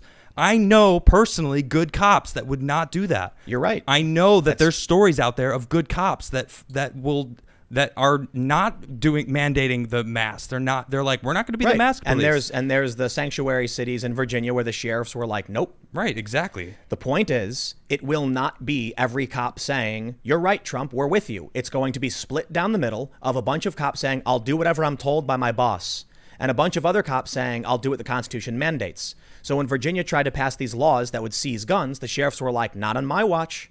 But then a bunch of other places, they're like, I'll just arrest you and charge you with the felony. I don't care what the Constitution says. There's a lot of cops who don't care about doing what's right. They care about having a job. I mean, you look at Chicago. This is actually really funny. When I was reading about the launching of these new units, they talked about on Fox 32 disbanding one of their units because it had been engaging in robberies and home invasions. So, like, those cops right away are like mob cops. Sure. Those are like the worst of the worst. Yeah, I'm not saying that it doesn't exist. I'm not saying that there's cops out there that won't fall in line, that won't go, okay, we're going to follow the president, who is the top dog as far as who runs the, like, that. He doesn't run the states, and he doesn't run the local departments. Good point. But they're going to ask their boss what to do. And what you also have to understand is that there are people who don't know anything about what's going on. And so you'll meet a cop and you'll ask them, like, how do you feel about what's going on? And they'll be like, I don't know, man, these riots are crazy. Yet they'll still gladly arrest you for a felony charge for carrying a weapon in one of these states. They call one of the 7 evil states, I guess, that have these ridiculous restrictive laws that fly in the face of the Second Amendment. There's arguments about what it means to be able to bear arms, but New Jersey literally doesn't allow you to bear arms. Well, they do, but you got to jump through. No, you can't. A bunch of hoops. No, you can't. Oh, not at all. You can't. Not at all in New Jersey. You can only, so the argument is that you're allowed to bear arms if, well, no, actually, no, you're literally not allowed to, period. Really? The weapon's got to be secured, separated from ammunition in its case, and you can only drive it to and from a range or hunting. So they argue, but you can hunt, that means you're bearing, right? That's not, so as long as the point, like ultimately the point is, when we see cops go and arrest gym owners in a small suburb because they wanted to have a few people exercising at their gym, like, that is the most insane thing I've ever heard. That's why I don't want to be in this state anymore. Yeah. I don't want to be in any blue state. So here's the issue. If we've heard from a ton of people when we talk about standing up, they say, you don't understand. I have kids. I have to feed my family. If Trump said he was invoking Directive 51 to secure the election because a war is about to break out and we can't have infighting and chaos. Yeah. And then the governor of this state told these officers, you must. Do you think they're going to be like, well, this is the one time I'm going to say I don't care about my family? No, they're going to say, I can't move. I don't have the money. I need food, and I'll do what I can to get food. You take a look at places like Venezuela, where the military literally fire live ammo at teenagers because they're like, if I don't, I can't feed my family. So it's better to be on the side of the government who guarantees me food than to fight with the people who would create a better government, which would give everyone food. You know what I mean? I'm saying that we have no guarantees about what will happen. And there's a good reason to believe that people would split in various factions, and we have no idea who would be on whose side. But to assume that people would just be like, there's the president, let's go for it, is just, I don't think there's any evidence for that. In fact, there's evidence to the contrary. Reclaiming my time? Yes. Reclaiming my, excuse me, Tim? Yeah. I'm reclaiming my time now, okay? Take it away. Yeah. Excuse me, I'm reclaiming my time. This is my time. My time is very limited, all right? So I'm going to reclaim it. Now, look, I don't have anything. I just wanted to reclaim my time. Let's talk about Patreon. Yes, since we've actually, I do. I'm fun. going to mention one more thing. Someone sent me this in context to Directive 51. It's called Rex 84. It's got a Wikipedia entry Really and short. I'm going to give it that much, okay? I'm not saying it's true, but it's on Wikipedia. Sure, Wikipedia is supposed to be at least somewhat of a decent information aggregator. Okay. REX 84 is short for Readiness Exercise 1984, was a classified scenario and drill developed by the United States federal government to detain large numbers of U.S. citizens deemed to be national security threats in the event the president declared a national emergency. The plan was first revealed in detail in a major daily newspaper by reporter Alfonso Chardi in the July 5th, 1987 edition of the Miami Herald. Possible reasons for such a roundup were reported to be widespread opposition to a U.S. military invasion abroad, such as if the U.S. were to directly invade Central America. To combat what the government perceived as subversive activities, the plan also authorized the military to direct ordered movements of civilian populations at state and regional levels, according to Professor Diana Reynolds. Existence of a master military contingency plan, of which REX 84 was a part, Garden Plot, and similar earlier exercise, Lantern Spike, were originally revealed by journalist Ron Ridenhour, who summarized his findings in an article in Counterspy. They go on to say that contingency plans by the U.S. government for rounding up people perceived by the government to be subversive or a threat to civil order have existed for many decades. For example, from 1967 to 1971, the FBI kept a list of over 100,000 people to be rounded up as subversives, dubbed the Addicts List. My. This is also on Wikipedia, too. Yeah. This is how you get conspiracy theorists, because the government has plans for this stuff. Yeah. I remember, 15 years ago, Alex Jones ranting about the FEMA facilities that are prepared to take in a bunch of subversives and stuff. I don't know a whole lot about it. I just knew the guy used to rant about it all the time. Okay. These could be, I don't know what their sources for this, maybe nobody maintains these. What is this? The Norton Company. What are their sources on all this stuff? The Intercept. Okay, well, the Intercept is real. Rex 84. What's their source for this? I don't know what that is. Archive.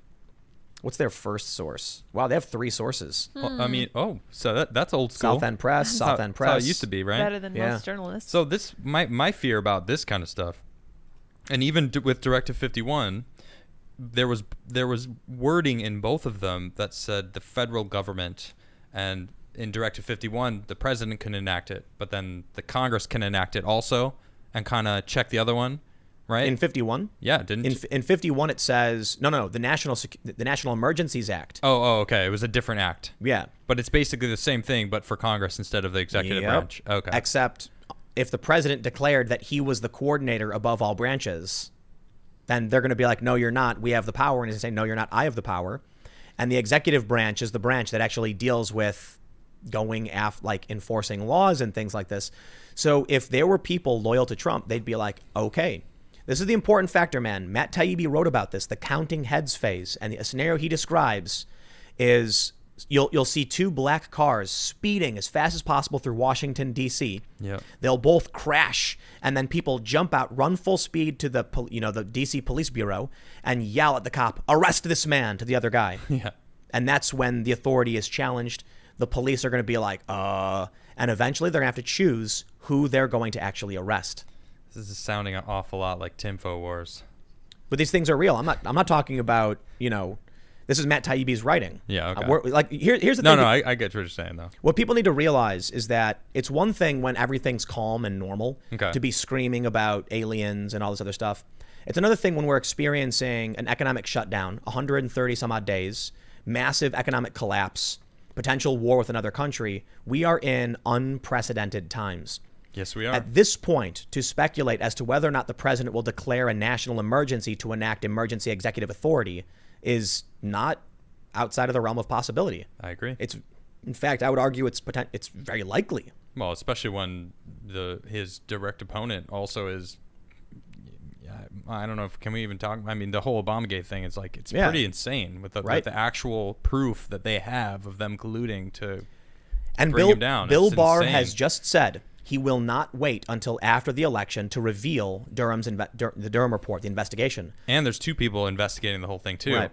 It's very possible that in October, Durham releases or maybe even September, releases his report, and it says Obama was involved, Biden was involved, these are criminal actions, there's going to be indictments, all of this crazy stuff, which triggers a massive wave, riots, whatever, who knows, maybe not. It's also possible the Durham investigation says, you know what, nothing happened.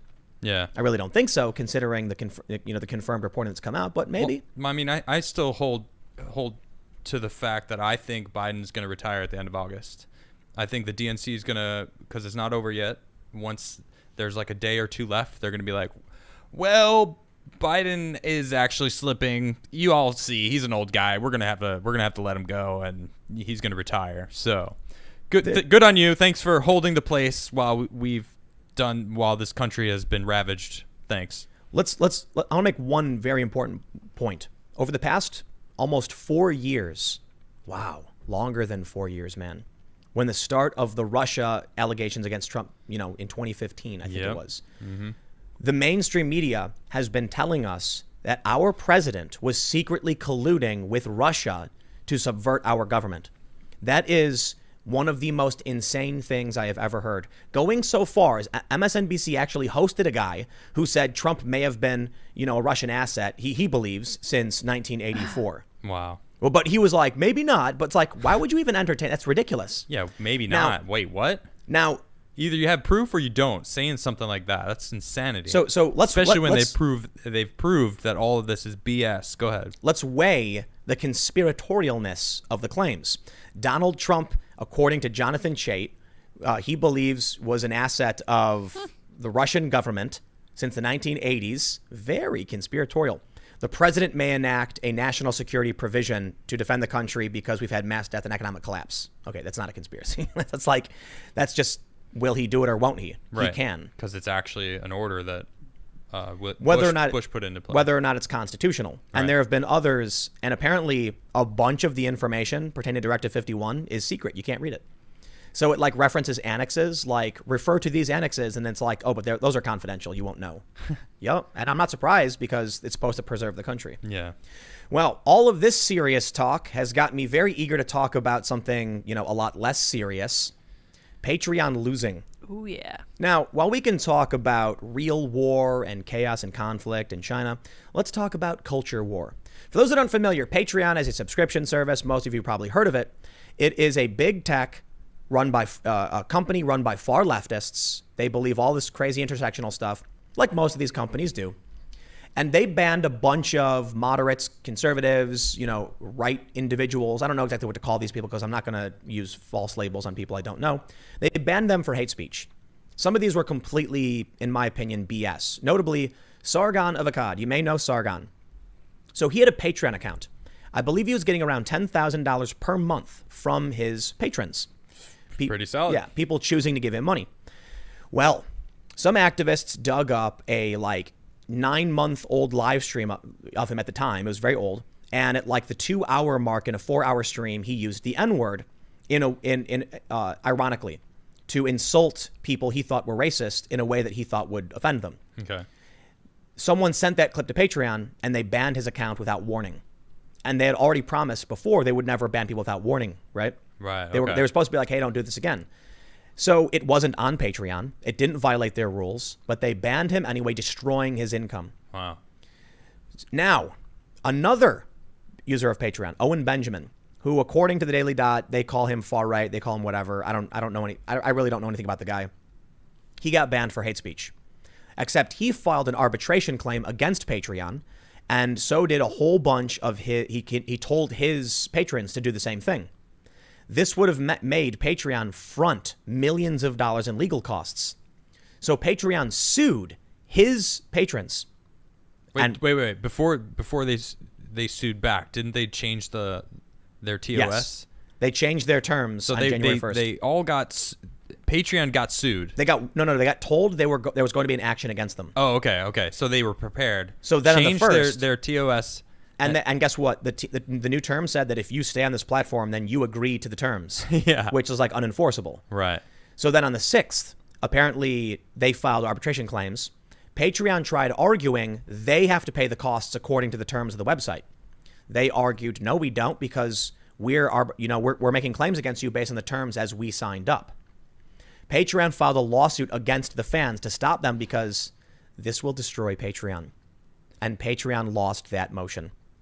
So now we are entering what may be one of the greatest get woke, go broke stories of all time. Wow. Patreon trying to enact these woke social justice rules may result in a massive multi-million-dollar Silicon Valley startup going belly up, but it also means all of the left-wing channels on the platform that rely on Patreon for their income will lose all of their income overnight.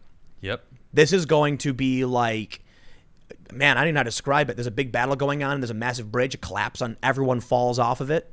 Wow. Yeah, because there's like, right-wing people use Patreon too. Yeah. Take a look at this. This is a tweet from Mike Cernovich. He says, update, Patreon lost. The judge applied well-established law and denied Patreon's motion, sided against them in their lawsuit against Owen Benjamin fans. Patreon will now be forced to arbitrate 100-plus claims and pay upfront fees of up to $10,000 per arbitration. Ooh. And then, to drive that spike straight in, Cernovich says, Sargon of Akkad could end Patreon if he had his followers file action similar to the one Owen Benjamin fans did. That's it. That would be the end of Patreon. Do it. And Will Chamberlain added Lauren Southern and Milo too. Now, there's one very important point. Mike Cernovich and Will Chamberlain are both lawyers. Oh. So I'll take their word for it. I didn't know that. He's a lawyer. Okay. Yeah. Or both of them are lawyers. Wow. Sargon had thousands of fans on Patreon. Yeah. And most of them, it's my understanding, canceled their accounts when he got banned. Wow. So you can't even try and argue the new terms apply to them. Right, because they left. Because they left immediately before the new terms were enacted. Wow. Every single one of those people could now file arbitration for, I guess what Owen Benjamin's fans said was tortious interference. I mean, even if they are still on Patreon, couldn't they? No. Because of this precedent?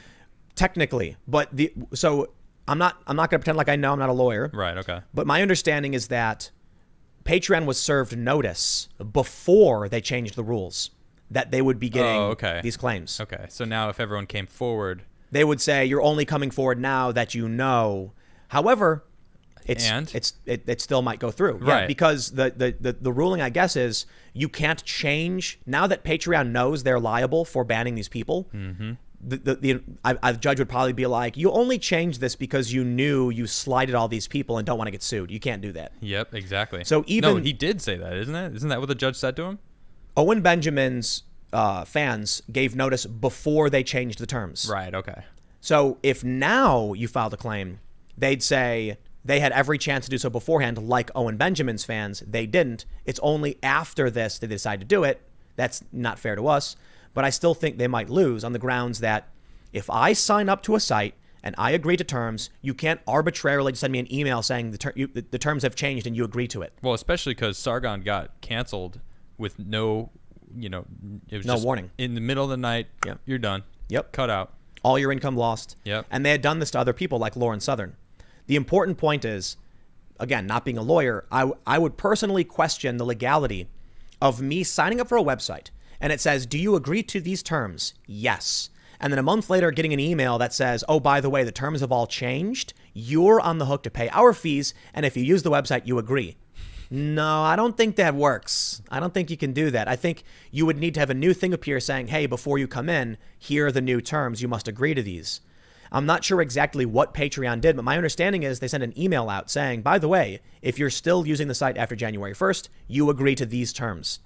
And the judge was like, nah, get out of here with that. You can't do that. No. People signed up to these terms. Those are the terms you wrote. This one's on you. So here's what happens. I like that judge. You got all these Sargon fans, Milo, Lauren Southern. Now, I don't know if Lauren Southern's fans, will do it. They probably will. I don't know if Lauren Southern will care to be involved in something like this. She recently started making videos again, but I don't know if she's going to be as heavily culture war as she used to. I think Milo Yiannopoulos and all of his fans are going to just torpedo. It's going to be like open season.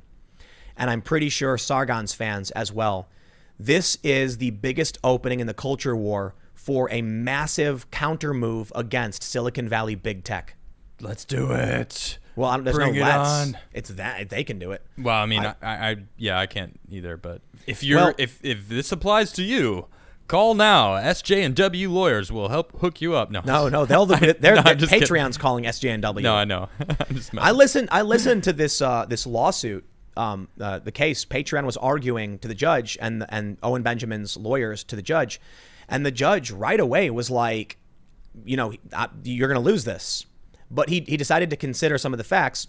Basically, what Patreon's lawyers said, I'm pretty sure they said it essentially verbatim. if you side with them, we will be forced to front millions of dollars. They straight up said that? Yeah. But if you do that, we're going to have to pay for what we did. Yep. Yeah. Now, hold on. Throw the book at them. To be fair, there is a sympathetic argument there of being like, we really, really screwed up. They probably don't have a claim, but our company will cease to exist if you side with them. Get woke, go broke. And period. And the judge said, precedent. Did he say get woke, go broke? No. The judge's stance is probably more like, I can sympathize with the fact your company's about to cease. It will no longer exist after this, but the law matters to more than just you. You made a mistake. Now you can live with it. I wonder what's going on right now at Patreon. They're probably all panicking. Yeah, I'll tell you this, man. I think the founder of Patreon, like Jack Dorsey, like Zuckerberg, these people are evil. Yep. I hate using that word, but I use it because they will look into your eyes and lie. Sweet, sweet lies all the time. So the term sweet nothings? They won't tell you the literal truth. Nothings. So Jack Conte is the CEO of Patreon, and he banned Lauren Southern. Lauren Southern was on a boat in the Mediterranean, and he said that she crossed the line when she said to get in front of some NGO rescue vessel. It's a long story. I talked to him on the phone, and I was in Vegas at the time, and I was tweeting about how I'm going to end my Patreon, and people didn't know how much money I was making on Patreon at the time because the numbers were private. Okay. And so people could only speculate based on the amount, but I had several thousand patrons. So I ended up talking to the CEO, and he told me a bunch of things that were just, in my opinion, not true. Okay, like what? I'm not going to. It's a private conversation, you know. Oh, you tease. I can't. I'm not. No, that's fine. No, I get it. If I go around, spilling the details of every private conversation, I never have another conversation again. I understand. But he did basically say things about Lauren Southern's case, which I think I did talk about. That I was talking to him. I was like, you realize you literally described what he was like. If she did these things, we wouldn't have banned her. And I was like, that's literally what she did. Well, I mean, I'm like, nah. Listen, the problem is he banned Lauren without notice. The same as Sargon. Okay. Right. And so once he banned Lauren, he was like, she can appeal. But then everyone basically said, we're going to quit because we can't risk our income being terminated without notice. Yeah. And so he was like, from now on, we'll give warning. And then Sargon got erased overnight. And that's when there was a major revolt. Dave Rubin left. Jordan Peterson left. Sam Harris. Sam Harris is one of the biggest podcasts in the world. And he was like, I'm out. I'm not going to play these games because if they decide to terminate my income, I can't take that risk. And now I got bad news for all of you who still use Patreon. I warned you. I did. I said it's only a matter of time before you face the brunt of what's happening here. Now, likely, you'll be banned. And I told a bunch of people, especially moderates, conservatives, and even not necessarily political channels that were like anti-SJW. And I said, you need to get off Patreon now. They have shown a complete willingness on more than one occasion to terminate the income of somebody without notice. And that's not fair because the agreement I have is with my patrons, not with Patreon. Why are they getting involved in politics? Good point. Well, guess what's going to happen now? They going broke. If this really is the end of Patreon, if Sargon, all of his thousands of patrons, file arbitration claims, and they have to front the bill, Lauren Southern and Milo, we're talking about if Cernovich is saying that 100+ claims is what they're facing, and he said in a live stream it could be $15 to $20 million because it's not just it's $2,500 to $10,000 up front for the cost of arbitration plus their own legal fees for their lawyers. Oh, for their own, right. He said it could be $15 to $20 million up front. Multiply 100 by 10. And then if they lose... Well, they might not lose. That's the issue. Okay. But the point is... They still have to pay for the legal fees. If 100 people will result in $15 million in costs, what will 3,000 people result in? Yeah. Patreon going bankrupt overnight. Now, here's the best part. Based on what we've seen from other big networks that act as intermediaries between creators and their money, I'd be willing to bet Patreon will steal the money, in my opinion, will take the money from their creators to cover the cost of legal fees. Otherwise, their company doesn't exist anymore. So I'll put it this way. Patreon makes very little money. They can show on their books ridiculous sums of money because when everyone donates, it goes to Patreon. Then Patreon has this massive bank account and then pays it all out and goes right back down. However, if all of the money comes in at once and Patreon is holding, $100 million, they have to pay out $99 million, right? Mm-hmm. Because that's money supposed to go to the creators from their fans. But Patreon's facing this major lawsuit. They're holding the money. First, they're going to pay their legal fees. All of that money they're holding will disappear, and then they'll tell the fans, sorry. It happened before. That sounds so brutal. Oh, it happened already somewhere? There was a With Patreon? No, okay. A multi-channel network. These are big companies where YouTubers will sign up, and YouTube AdSense goes to the company first, and then to you. One of these companies went out of business. And so when all the money from YouTube went to their company, and they filed and they declared like bankruptcy or whatever. I don't remember what they did, but they were shutting down. None of the YouTubers got their money because the money was the company's. Yeah. And the company considered the money owed to the creators as liabilities that they could not pay out. So they used the YouTubers' money to pay their salaries. And I believe, in the best of my, I'm very careful. We're dealing with legal matters. Pretty bold, yeah. So in my understanding of the case, and I could be wrong about this, so fact check, was that they took the money to cover their own losses. Yeah. And then all the YouTubers were like, yo, where's our money? It's gone. So what do you think Patreon's going to do when they're faced with something similar? They're going to need to find very quickly right now, $15 million, which I doubt they have. Who knows? That maybe, but I doubt it. Maybe they'll find some venture capitalists to try and save them or buy them. And they're going to have to cover the cost of all of this. Nah, I don't think it's possible. I think they're going under, man. I don't know, man. It does seem... The dominoes are starting to crumble for the get woke, go broke. It seems too good to be true, though. True. That Patreon would collapse because of this. Yeah. But I'll tell you right now, Patreon lost. They did. They're going to have to front the legal fees. And here's the best part. That judge, props to that judge, flicked the first domino down. Well, he's just upholding the law. Exactly. So here's the thing. Don't get your hopes up. Other people have pointed out that it's going to be a big waste of money for everyone involved to file against Patreon. Right. And then, it's you've always got to take these things with a grain of salt, because I'm sure there's going to be some lefty lawyer who's going to argue why Patreon will be fine. But here's my assessment. Based on Patreon's own lawyer saying to the judge, if we lose, we will be on the hook for millions of dollars, and them losing, I would bet that Cernovich is right. I think so, too. He's a lawyer, too, so I'll defer to him. But I heard the Patreon lawyer say it. We will have to front millions of dollars if we lose this. That's a lot of dollars. So the Patreon was trying to argue that this was an attack against them, that Owen Benjamin's fans knew that if they filed, because of this law, it would force California would force them to pay the costs. Oh, you mean hold them accountable for what they illegally did against their own terms of service? Well, now by booting these people. I don't know about illegally, because they could boot whoever they want. Okay. The issue is so it's like these people want their $20 back. And so they're going to arbitration over it, demanding it. And that means they have to give me my $20 back that I gave to Owen Benjamin. And then you severed the contract, and now where's my my goods aren't going to come, right? I see. Yeah. Apparently, there's another big factor here in that by changing the terms of service to try and prevent these suits, it was... See, now that's dirty. Right. May have been illegal. I'm not sure. Again, not a lawyer. But Cernovich did a live stream about this where he said it was unconscionable or something, like as a legal term. Yeah, okay. I can't remember exactly what he said. Dirty. That's the lawyer talk for it was dirty. Trying to trick people in thinking they don't have a way to take, legal action against you. Right. We'll see what Sargon, Lauren, and Milo do. Yeah. But more importantly, it doesn't matter what they do. It matters what all of the patrons who canceled their accounts last year do. Yep. Because if they all decide, I want my money back because I spent money and didn't get what I wanted because Patreon did this, Patreon owes me that money back. And Patreon's footing the bill. So if you're one of those people, I mean, why? If I was one of those people and I gave money to Sargon, and you still have to file the claims though, which might cost money. Oh, okay. Yeah, so apparently only 100 or so people from Owen Benjamin's fan base did this. I don't know a lot about the guy. I know that people are going to try and claim I'm defending him. I don't know who he is. Okay.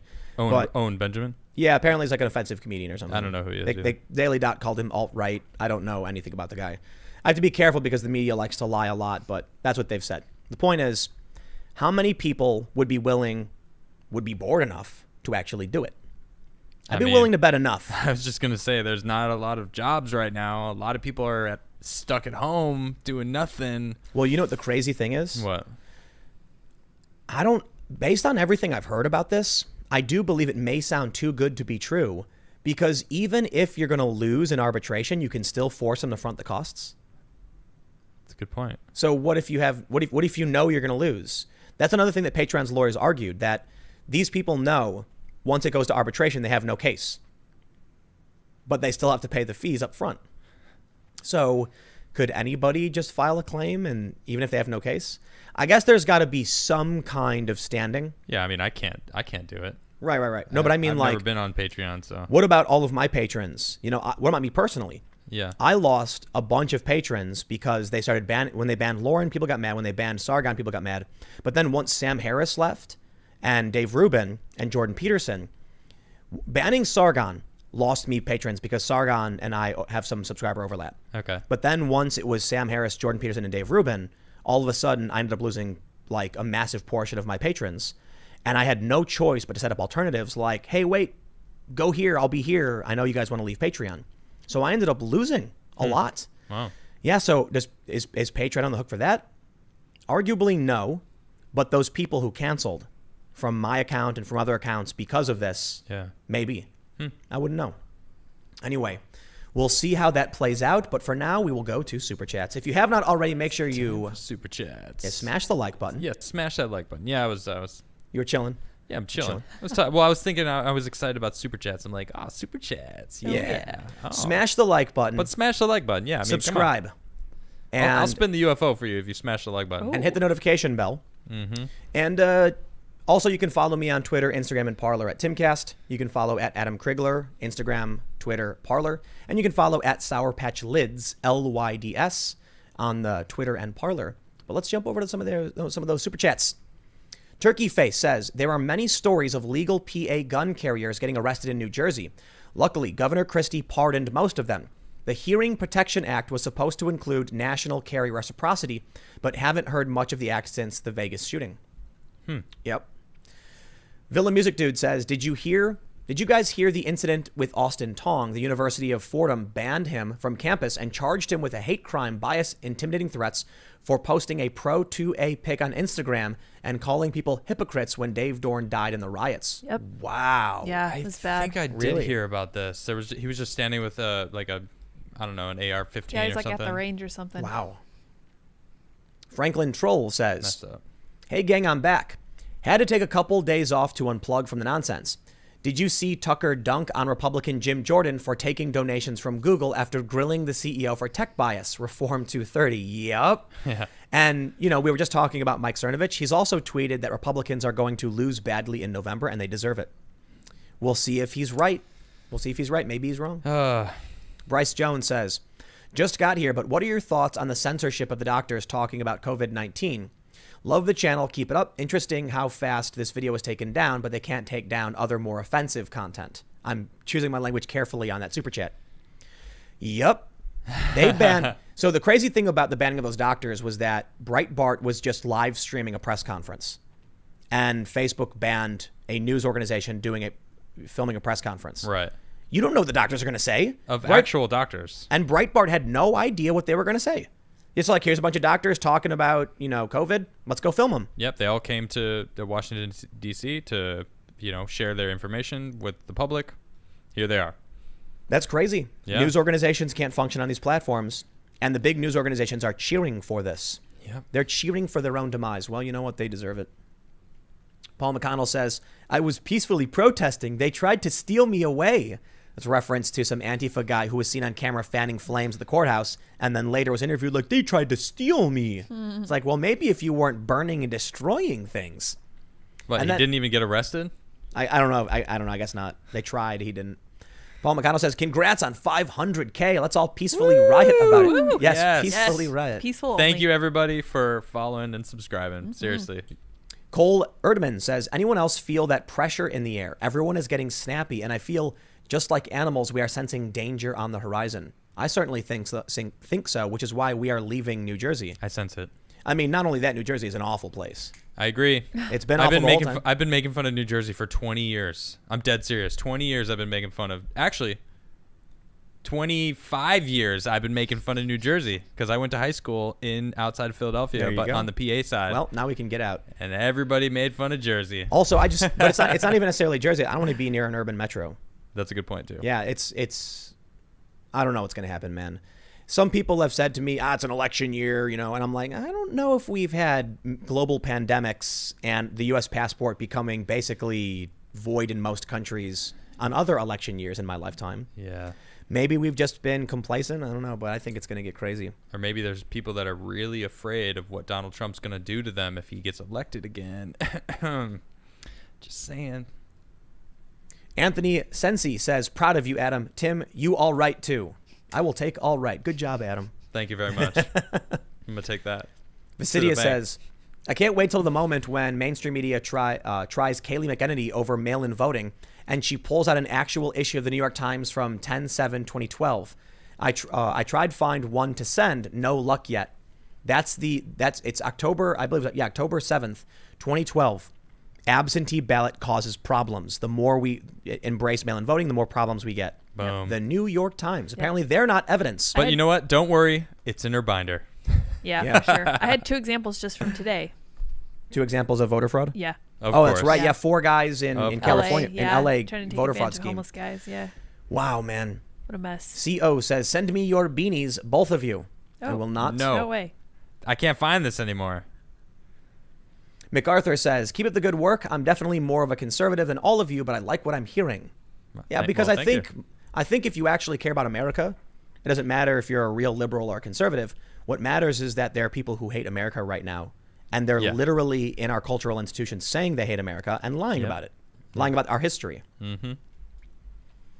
Philip Backus says, it is no longer about police brutality, but having full-blown revolution. I mean, their signs literally say revolution, nothing less. Yeah. Jesse Tincher says, voted Democrat the last 3 elections. But because of the Democrats acting crazy and supporting riots, I'm voting Republican for the first time in my life. Great show, guys. Keep up the real news. Appreciate it.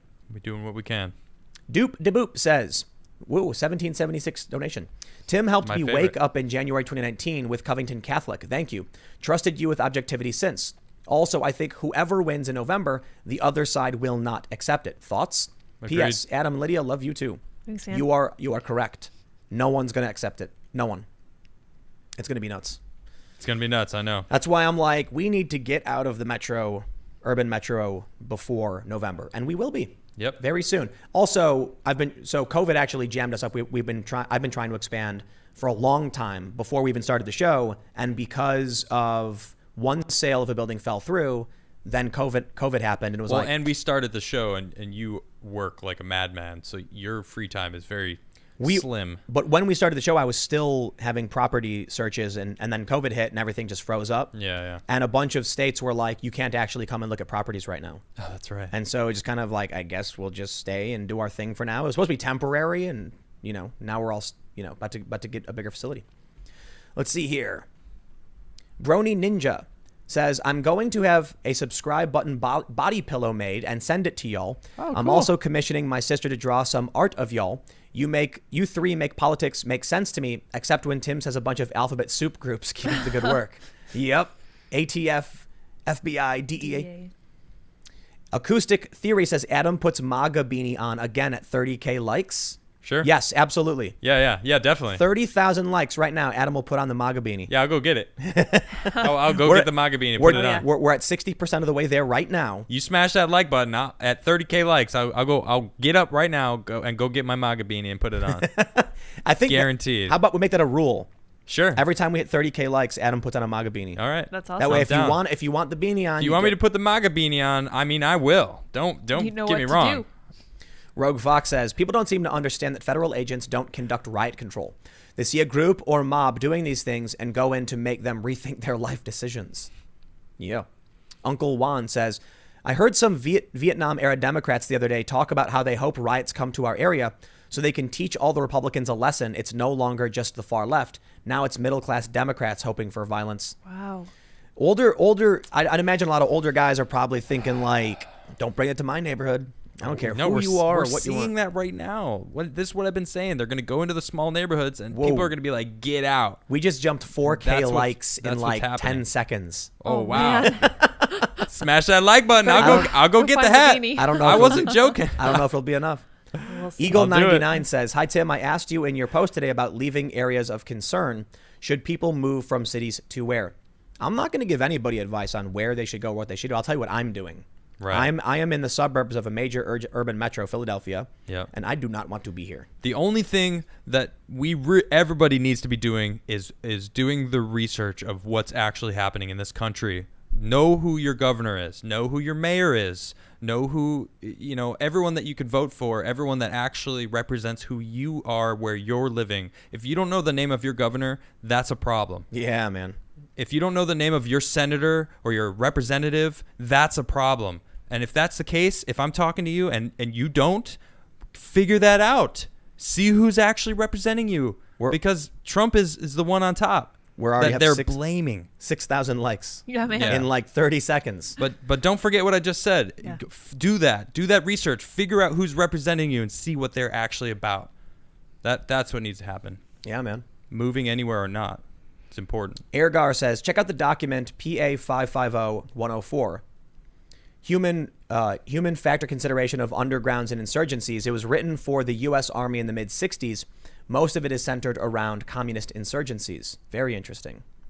Someone mentions breaking. Cop who shot Michael Brown is not getting any charges. Prepare for riots in St. Louis again. This is interesting because they already cleared him. I actually have the newspaper right over there where it says no charges for Wilson in Michael Brown case. They re-reviewed it and said nope.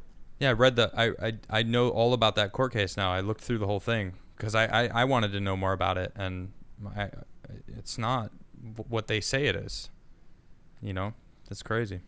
Paul Bedard says, research. I think Trump is trolling the media on delaying the election. If they try to play up the second corona wave, they're setting up the stage for him to delay the election. He has no intention to delay the election, in my opinion. It's a good point. A lot of people have said it's like a big ask. Exactly. Where it's like they keep saying there's going to be a second wave, we better lock down. So Trump goes, I guess we'll have to postpone it. Yeah. And they're so that they'll go, wait. Yeah. Nope, don't do that. Exactly. Don't invoke Directive 51. Cloudy Commentary says, Portland council person Joanne Hardesty is the puppeteer of Mayor Ted Wheeler. She was Portland's NAACP president 2 years ago until she became Portland council. A video of her talking to our local Marxist propaganda arm, KGW News, today. Interesting. Your local Marxist propaganda arm. Caleb Warden says, to the critical think tank, did you see in Seattle that from the second quarter of housing marketing, over 6,000 residents are in the process of selling their homes? It's 15 times higher than last year. Seattle won't be the last. And then he says, Tim greater than Rogan. Oof. Trump 2020, spin it. That is an honor. We need less than 4,000 more likes for Adam to go get the MAGA The only thing that you should be saying right now is thank you. Oh, yeah, thank you, for sure. 26. Yes, absolutely. That is a great compliment. That was a huge compliment. Huge compliment. But yes, we're very close to Adam putting the MAGA bean. You just need... I'll go get it. I'm serious. 3,841 more likes. Woo. Oh, now it changed again. Oh. Eldon Taylor says, I'm a paramedic instructor, and watching these Antifa medics, they have conducted inappropriate medical care, and it's apparent they are not trained medical personnel. They are lay persons claiming to be medics. Yep. Well, of course, that's why they use red duct tape to put crosses on their arms. Yeah. And then it's funny. See, I'm a medic. Here's the best part. When they get arrested, they're like, you're violating the Geneva Conventions. You can't target people with crosses. And it's like, dude, you're just a regular dude who put a cross on your shirt. I don't think the cop cares. It doesn't work that Yeah. way. He's not going like, well, look, duct tape. I better not arrest him. Then everybody would just do it. It's ridiculous. Lewis says, the 32% figure gleefully broadcast by the media is an annualized total. We would need 3 more quarters of 9% GDP drop. The correct amount for the larger number to be true. So it's 9%. That makes a lot more sense. Zachary says Directive 51, Area 51. That's what I was thinking. Yeah. Aliens. We're getting really close to 30K, bro. You're going to have to get the MAGA beanie soon. Cool. Yeah, I'm down. Smash that like button. Smash it. I'll put the Hulk hands on, too. The Hulk hands. Do it. Oh, I'm going to get him. Sporkwitch says, leftist response to aliens. Doom Eternal gets it. Earth is the melting pot of the universe. The cleansing of Earth is a necessary step on the path to a brighter tomorrow. Remember, demon can be an offensive term. Refer to them as mortally challenged. Oh, okay. That was actually in Doom, right? Because that's kind of funny. Yo, that game is legit. But this person gets it. Clearly making a point. That was Alex Jones. We're 2,000 likes away from you have to put in the MAGA beanie on. Oh, yeah. Wait. Grayson Meyer says, this right here is for my soy boy Adam. Love your thoughts, man. I'm trying to make veganism less of a lefty thing and more of an independent thing like it should be. Yeah. Go buy some tiger wings and beer on me. You all are rad. Thank you. Nice. Thank you very much. It's funny, though, because I don't really have that much soy. I know it's like soy Jesus, but I'm like, I prefer wheat gluten. It's Wheat gluten Jesus. Seitan. Yeah, Seitan. No, I don't want to Seitan perpetuate Jesus. any sort of nickname that goes with soy or Jesus. Seitan Seitan. Adam. Yeah, you could just call me Adam, whatever. No, But anyway, stupid. I want to smash the like button. You guys are stopping me. Sorry. 28K. We need two more thousand. 1,498. Come on. And they'll put on the MAGA beanie. They were sharing a my screen goodness. grab of you wearing the MAGA beanie, and people were all like cheering online. Smashed They were like, Adam Krigler literally put on a MAGA beanie. that like button has been smashed. Fully smashed. Fully smashed. So, just saying. People love the beanie. All right, let's see. Where are we at now? I think we read that one. And YouTube just jumped on me. You got to love when that happens. Oh, Like, yeah. Here's some super chats, and it just jumps 20 feet down. E says, if Biden and Obama go to jail, Hillary and Bill are next. Lynn and Evelyn, the dominoes will fall, and it will be the collapse of the global civilization. Jimmy Grenier says, hey, Tim, love from Quebec. Just thought you might be interested by this. If any of you got an Apple phone, pick it up and ask, I'm not going to read the first part, what's the definition of a demon? Well, that's because there's an old slang term from New Zealand, I'm fighting a sneeze, where demon is like a detective or an investigator. Yeah. So it comes up in Google, demon is a cop. There was I talked about this on Twitter, and there was countless people from New Zealand that were like, I've never heard of this before. Yeah, I Interesting. bet. And Australia, like everyone was like, I don't know what this is. I've never heard this. I think you better go get that beanie. Whoa, don't jump ahead, man. I have to see 30K and I'll go get it. But we're 4 We got a minutes. couple more minutes, Yeah, only yeah. 4 minutes left. That's fine. Yeah. Whatever. Stugit says, the left hates America, so let's ditch Republican and Libertarian for Americans. Mm-hmm. It's the far left and the rest of us Americans. Are you voting for Biden or a straight American ticket in November? America. No, that's actually a really good idea because they won't call themselves Americans. You're right. The I far know. left will be like, F you, no. Yep, exactly. And remember how they did the big campaign about it's okay, the white thing to be white? yeah. And then there was a sign put up and it's triggering everybody to claim it's white supremacy. What if you said the American Party? Yeah. The American Party. Well, I like that a lot. I mean, I said it. I'm like, oh, sorry. I got to go do something. 30,000 Be right likes back. have been reached. Adam is going to get the MAGA beanie. That's Adam it. will be returning It has been done. Wow. Perhaps we should mention this more We often gotta do in the that show. every night. That's amazing. Yeah. If we get 30,000 shares. Wait, how about $30,000? Impossible. If everybody super chats but $1, Yeah. Adam will put on the MAGA. No, I'm kidding. We got 30,000 likes. Thank you guys. Adam is running. Go get it. I'll read some more super chats while we wait. All right. Let's see. Mixson Escu says, everyone watching, share Timcast videos. Got to beat those legacy media channels. Fake news. That's right. If you guys think we do a better job than CNN, and you like a news commentary show where people like Adam will wear a MAGA beanie, then make sure you share the podcast. That's right. I wonder how many. Hey, thanks for smashing the like button, everybody. put the MAGA beanie. Let me get my close up. There we go. This is what Ready. you asked for. Ready This for is his what you close-up. smashed. Smashed for. Thank you. You smashed this. There's a like prize. Appreciate it. It is your prize. Here it Make is. You got to get a CAG beanie. Voila. Keep America great. You have one? You do Oh not. my gosh, no way. way. Oh no. This is what I've been spouting.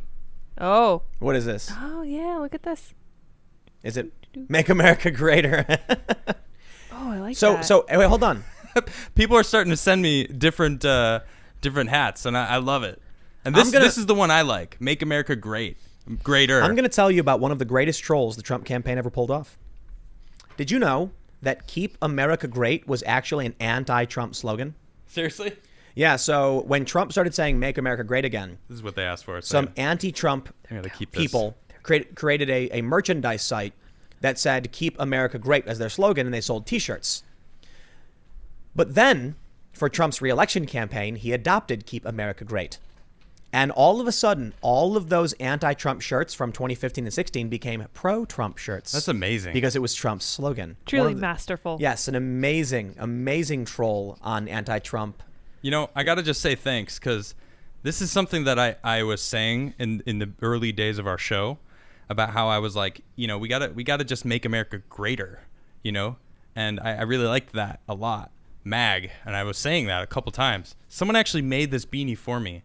Make America Greater. So this is cool. That's so neat. So I really appreciate that. I think I'll make one that says something like, make America just okay, I guess.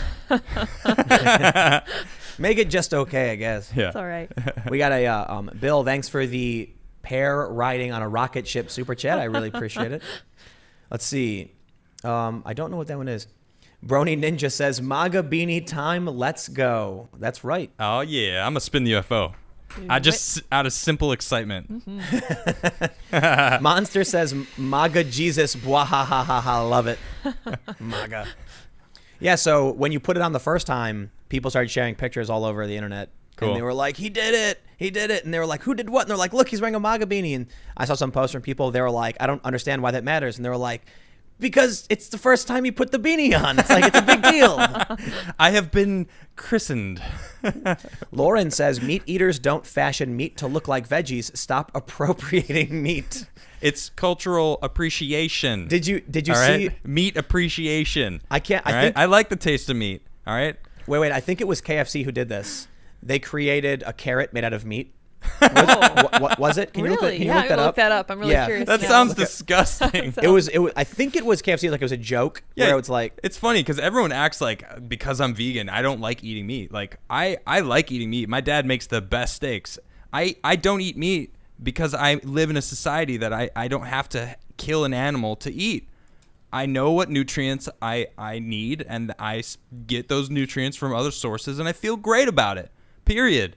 But if the world went sideways and you had to live, and if I had to live, I would be out there hunting. I would probably do a lot more fishing. I used to fish a lot. It's like, I know what I'm doing. Have you seen that photo of the guy with the he's got a rifle and his dog, and then he's kneeling in front of a bunch of zucchinis? Yeah. Today's haul. Yeah, today's haul. Yeah, it's a funny I did photo. see that. It's pretty funny. Did you find Yeah, it? it was Arby's. They made a Arby's. vegetable. Arby's made of vegetable. Vegetable. Yeah. I used to like Arby's a lot, actually. They have the Got a meats sense of apparently. humor. Chris Static says, Tim, have you ever ridden a motorcycle? Yes, indeed, I have. I did. I have a 1978 Vespa. Whoa. I had a moped. That's dope. I had two mopeds when I lived in New York. Oh yeah, you were trying to give me one. I'm like, meh. Yeah, because I was, because I had one that was had no pedals on it. It was modified, so it was a kickstart. Yeah. Still legally a moped, I guess. But wasn't the other one like some sort of antique or something? It didn't have like the frame was. No. Well, what was the deal with that one? The one moped I had was awesome. It was styled like an old Triumph bike. 1950s Harley. No, it was more like a Triumph, an old Triumph. No, you're talking about somebody else, man. I didn't have those. What? I saw your bikes. I stayed at your house. I know what you're talking about. I did not own. Those are called pucks. I didn't have one. Okay. Chris had one. I guess it's. I didn't have one. Sure. The one that I had was styled to look like an old 1950s. So the back was straight flat. Excuse me. I know what I had when I used to ride around in New York City. The other one I had was made to look like an actual motorcycle. Okay. But I didn't have one that looked like what Triumph bikes? Yeah. Yeah, I didn't have one of those. Okay. Yeah. I did not. Well, in my opinion, so I'm just saying. You know what I realized? Maybe we shouldn't. When you went to go hit the head, I was like, we should have said $30,000. Nah, come on. I'm kidding. Don't go do Jeez. achievable stuff. No. This is fun.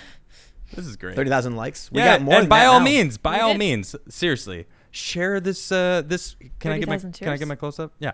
Look, hey, you want to here? Wait. He's ready for his close. Screenshots. Ooh. Adam was a male model. There you go. He's modeling There you that go. beanie. I'm not kidding. Share it far and wide and hashtag Timcast IRL. Yeah, man. Do that for me. I appreciate But it. Adam, I mean, a lot of people probably don't know because they're new. But I don't know if you don't still model, No, but you were a model. I just did. You just did. I Model? just did. So you still do. that model. was free modeling for Trump. for Trump. That's right. Trump 2020. It's not even Friday yet, and we're having this much fun. Oh man. Well, it is tomorrow, so it's kind of like the segue into tomorrow's episode, right? kind of. We have a request. Oh. Should I read it? What do you mean? Why wouldn't you? Okay, you asked for it. Oh boy. Oh no. Where is it? Where did it go? It just disappeared on gone. me. YouTube was like, no. Yeah, YouTube got rid of it. Yep. Seriously? Yeah, What was it? It's gone. Well, no, I got to find it. Oh man. Where did it go? Wow, did it really just jump? It's gone. Oh well, you're happy that I didn't. I guess I have no clue what you're talking about. Someone Somebody- had a request. Here it is. What's wrong with that? We raised $30,000. You guys take a photo op in MAGA thongs. Oh. Done. No. Adam Done. signs I'll keep himself all the up. money then. 30. Yeah. I'll tell you what. Yep. Sure. Yeah. You give me 30 grand, I will absolutely model in a MAGA You thong. boys have fun. You supply the thong and the 30 grand. Done. People will do it. They're gonna do it. Okay. They're gonna Oh my start a. gosh. All right. Someone's gonna start a. Start it up. Someone's Go gonna on. start. Down. Someone's gonna start a GoFundMe, raising 30 grand Oh, to get man. Adam Krigler to wear a MAGA thong. I'll do a kickflip too. Oh my gosh, no. Who did this? Who did this? Hey, man. I am having a lot of fun today. No. Oh, man. Look at this. Oh my gosh. Ayuda says, Adam, when Timcast IRL started, I wasn't a fan of you, but I have done a complete 180. You are awesome. I wish we could chat. Thank you so much. Everybody loves I Adam appreciate that. Thank you. because he's wearing the MAGA beanie. Mm-hmm. No. What? No, they've been saying that before the beanie went on. No, I'm saying, well, now that you're wearing the MAGA beanie, everybody's cheering. Like, yeah. They're posting Okay, that pictures. may be true.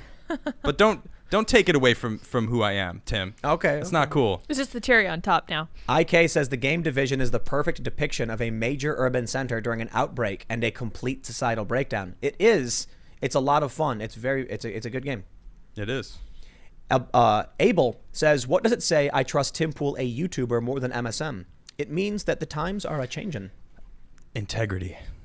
Right there. Yes. That's what I see. Integrity. You've got it, man. You know what it is, man? On Joe Rogan, Matt Taibbi, I think it was Matt Taibbi and Joe Rogan talked about this. Matt said something like, because the media has basically become partisan, clickbait, whatever, that it's going to create a hole in the market for real news, and whoever does that will be very, very well off. That's what's Good coming for you, next. Tim. You saw the future, and you are the future. And No, thanks. Hold on, I'm not done. Thank you for bringing me onto the team, man. Oh, for sure, brother. Thank you. I'm going to be doing a big expansion. We're going to have field reporters. We're going to have fact checkers. That's the plan for now. We'll see how things play out with the election and with censorship, but the plan for now is we're getting really, really close. We are working on this game. It's a tabletop card game called Cancel Culture. We're working on it with a guy from Freedom Tunes, Seamus, you may know, so it's going to be fun. Check out his channel, Freedom Tunes, for a lot of comedy, culture war, politics, and that's going to be kind of the art style we use. The game is fun. The goal of the game is to cancel your opponent, and it's relatively simple, but that's what we're working on now. We're going to be moving into a much bigger facility, and then we've got a ton of work to do, but one of the first things I'm going to be doing, because I talked about this last year, is starting a news/fact-checking organization, and we're going to rate other companies based on their violations of journalistic ethics.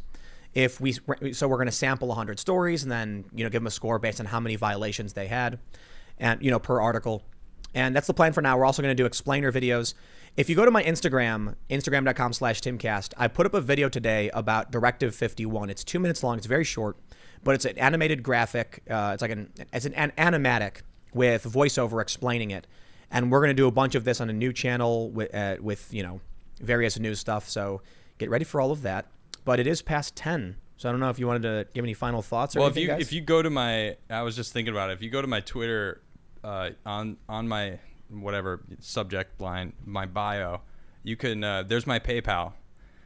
So if you really want to see me in a MAGA thong, I'm a man of my word. We're gonna need a What is that? GoFundMe to I will show do the it. full amount has been reached, though. Oh, okay, all right. Maybe should I start one? You want to start a GoFundMe to model in a MAGA thong? I don't know. How does this thing happen? I don't know. I think somebody's already talking about it on Twitter, so I wouldn't There you worry go. about it. I'll just let it go and see what happens. There you go. See what happens. All right, everybody. Again, share the show. And I mean this. Yes. We're on all podcast platforms. You can tell your little robot assistants to play us, and it pops right up. We're on Apple and all that stuff. But when we're competing against basically every other podcast, we're competing against mainstream media, and they have establishment power, massive wealth, and they're going to dump hundreds of millions of dollars in ads. They're going to buy their way into any platform they want. They're going to use their connections. We don't have that. So if we're going to compete anyway, if you think we do a better job than they do, then you gotta help by sharing the videos. Share the stream, share the clips we put up every day, and that's one of the best things you can do. Also, make sure you subscribe. And if most of you, I assume, have already hit the like button, but hit the notification bell as well. And thank you all so much for the comments, for the super chats. We will be back tomorrow at 8 p.m. live, and we're gonna have a jam session because that's what we do on Fridays. The MAGA flip. The MAGA flip? Sorry, I'm just thinking about what the kickflip would be called if I was wearing a MAGA thong. Oh, I'll invent a flip trick. The MAGA flick. I will make a flip trick. Yeah. I'm just talking about kick flipping in a MAGA thong. Well, there you go. The MAGA flip. All right, man. Well, there we go. I guess we'll see you guys tomorrow at 8 p.m. live. Thanks for hanging out. We'll see you next time. Good night, everybody. See you tomorrow. Adios.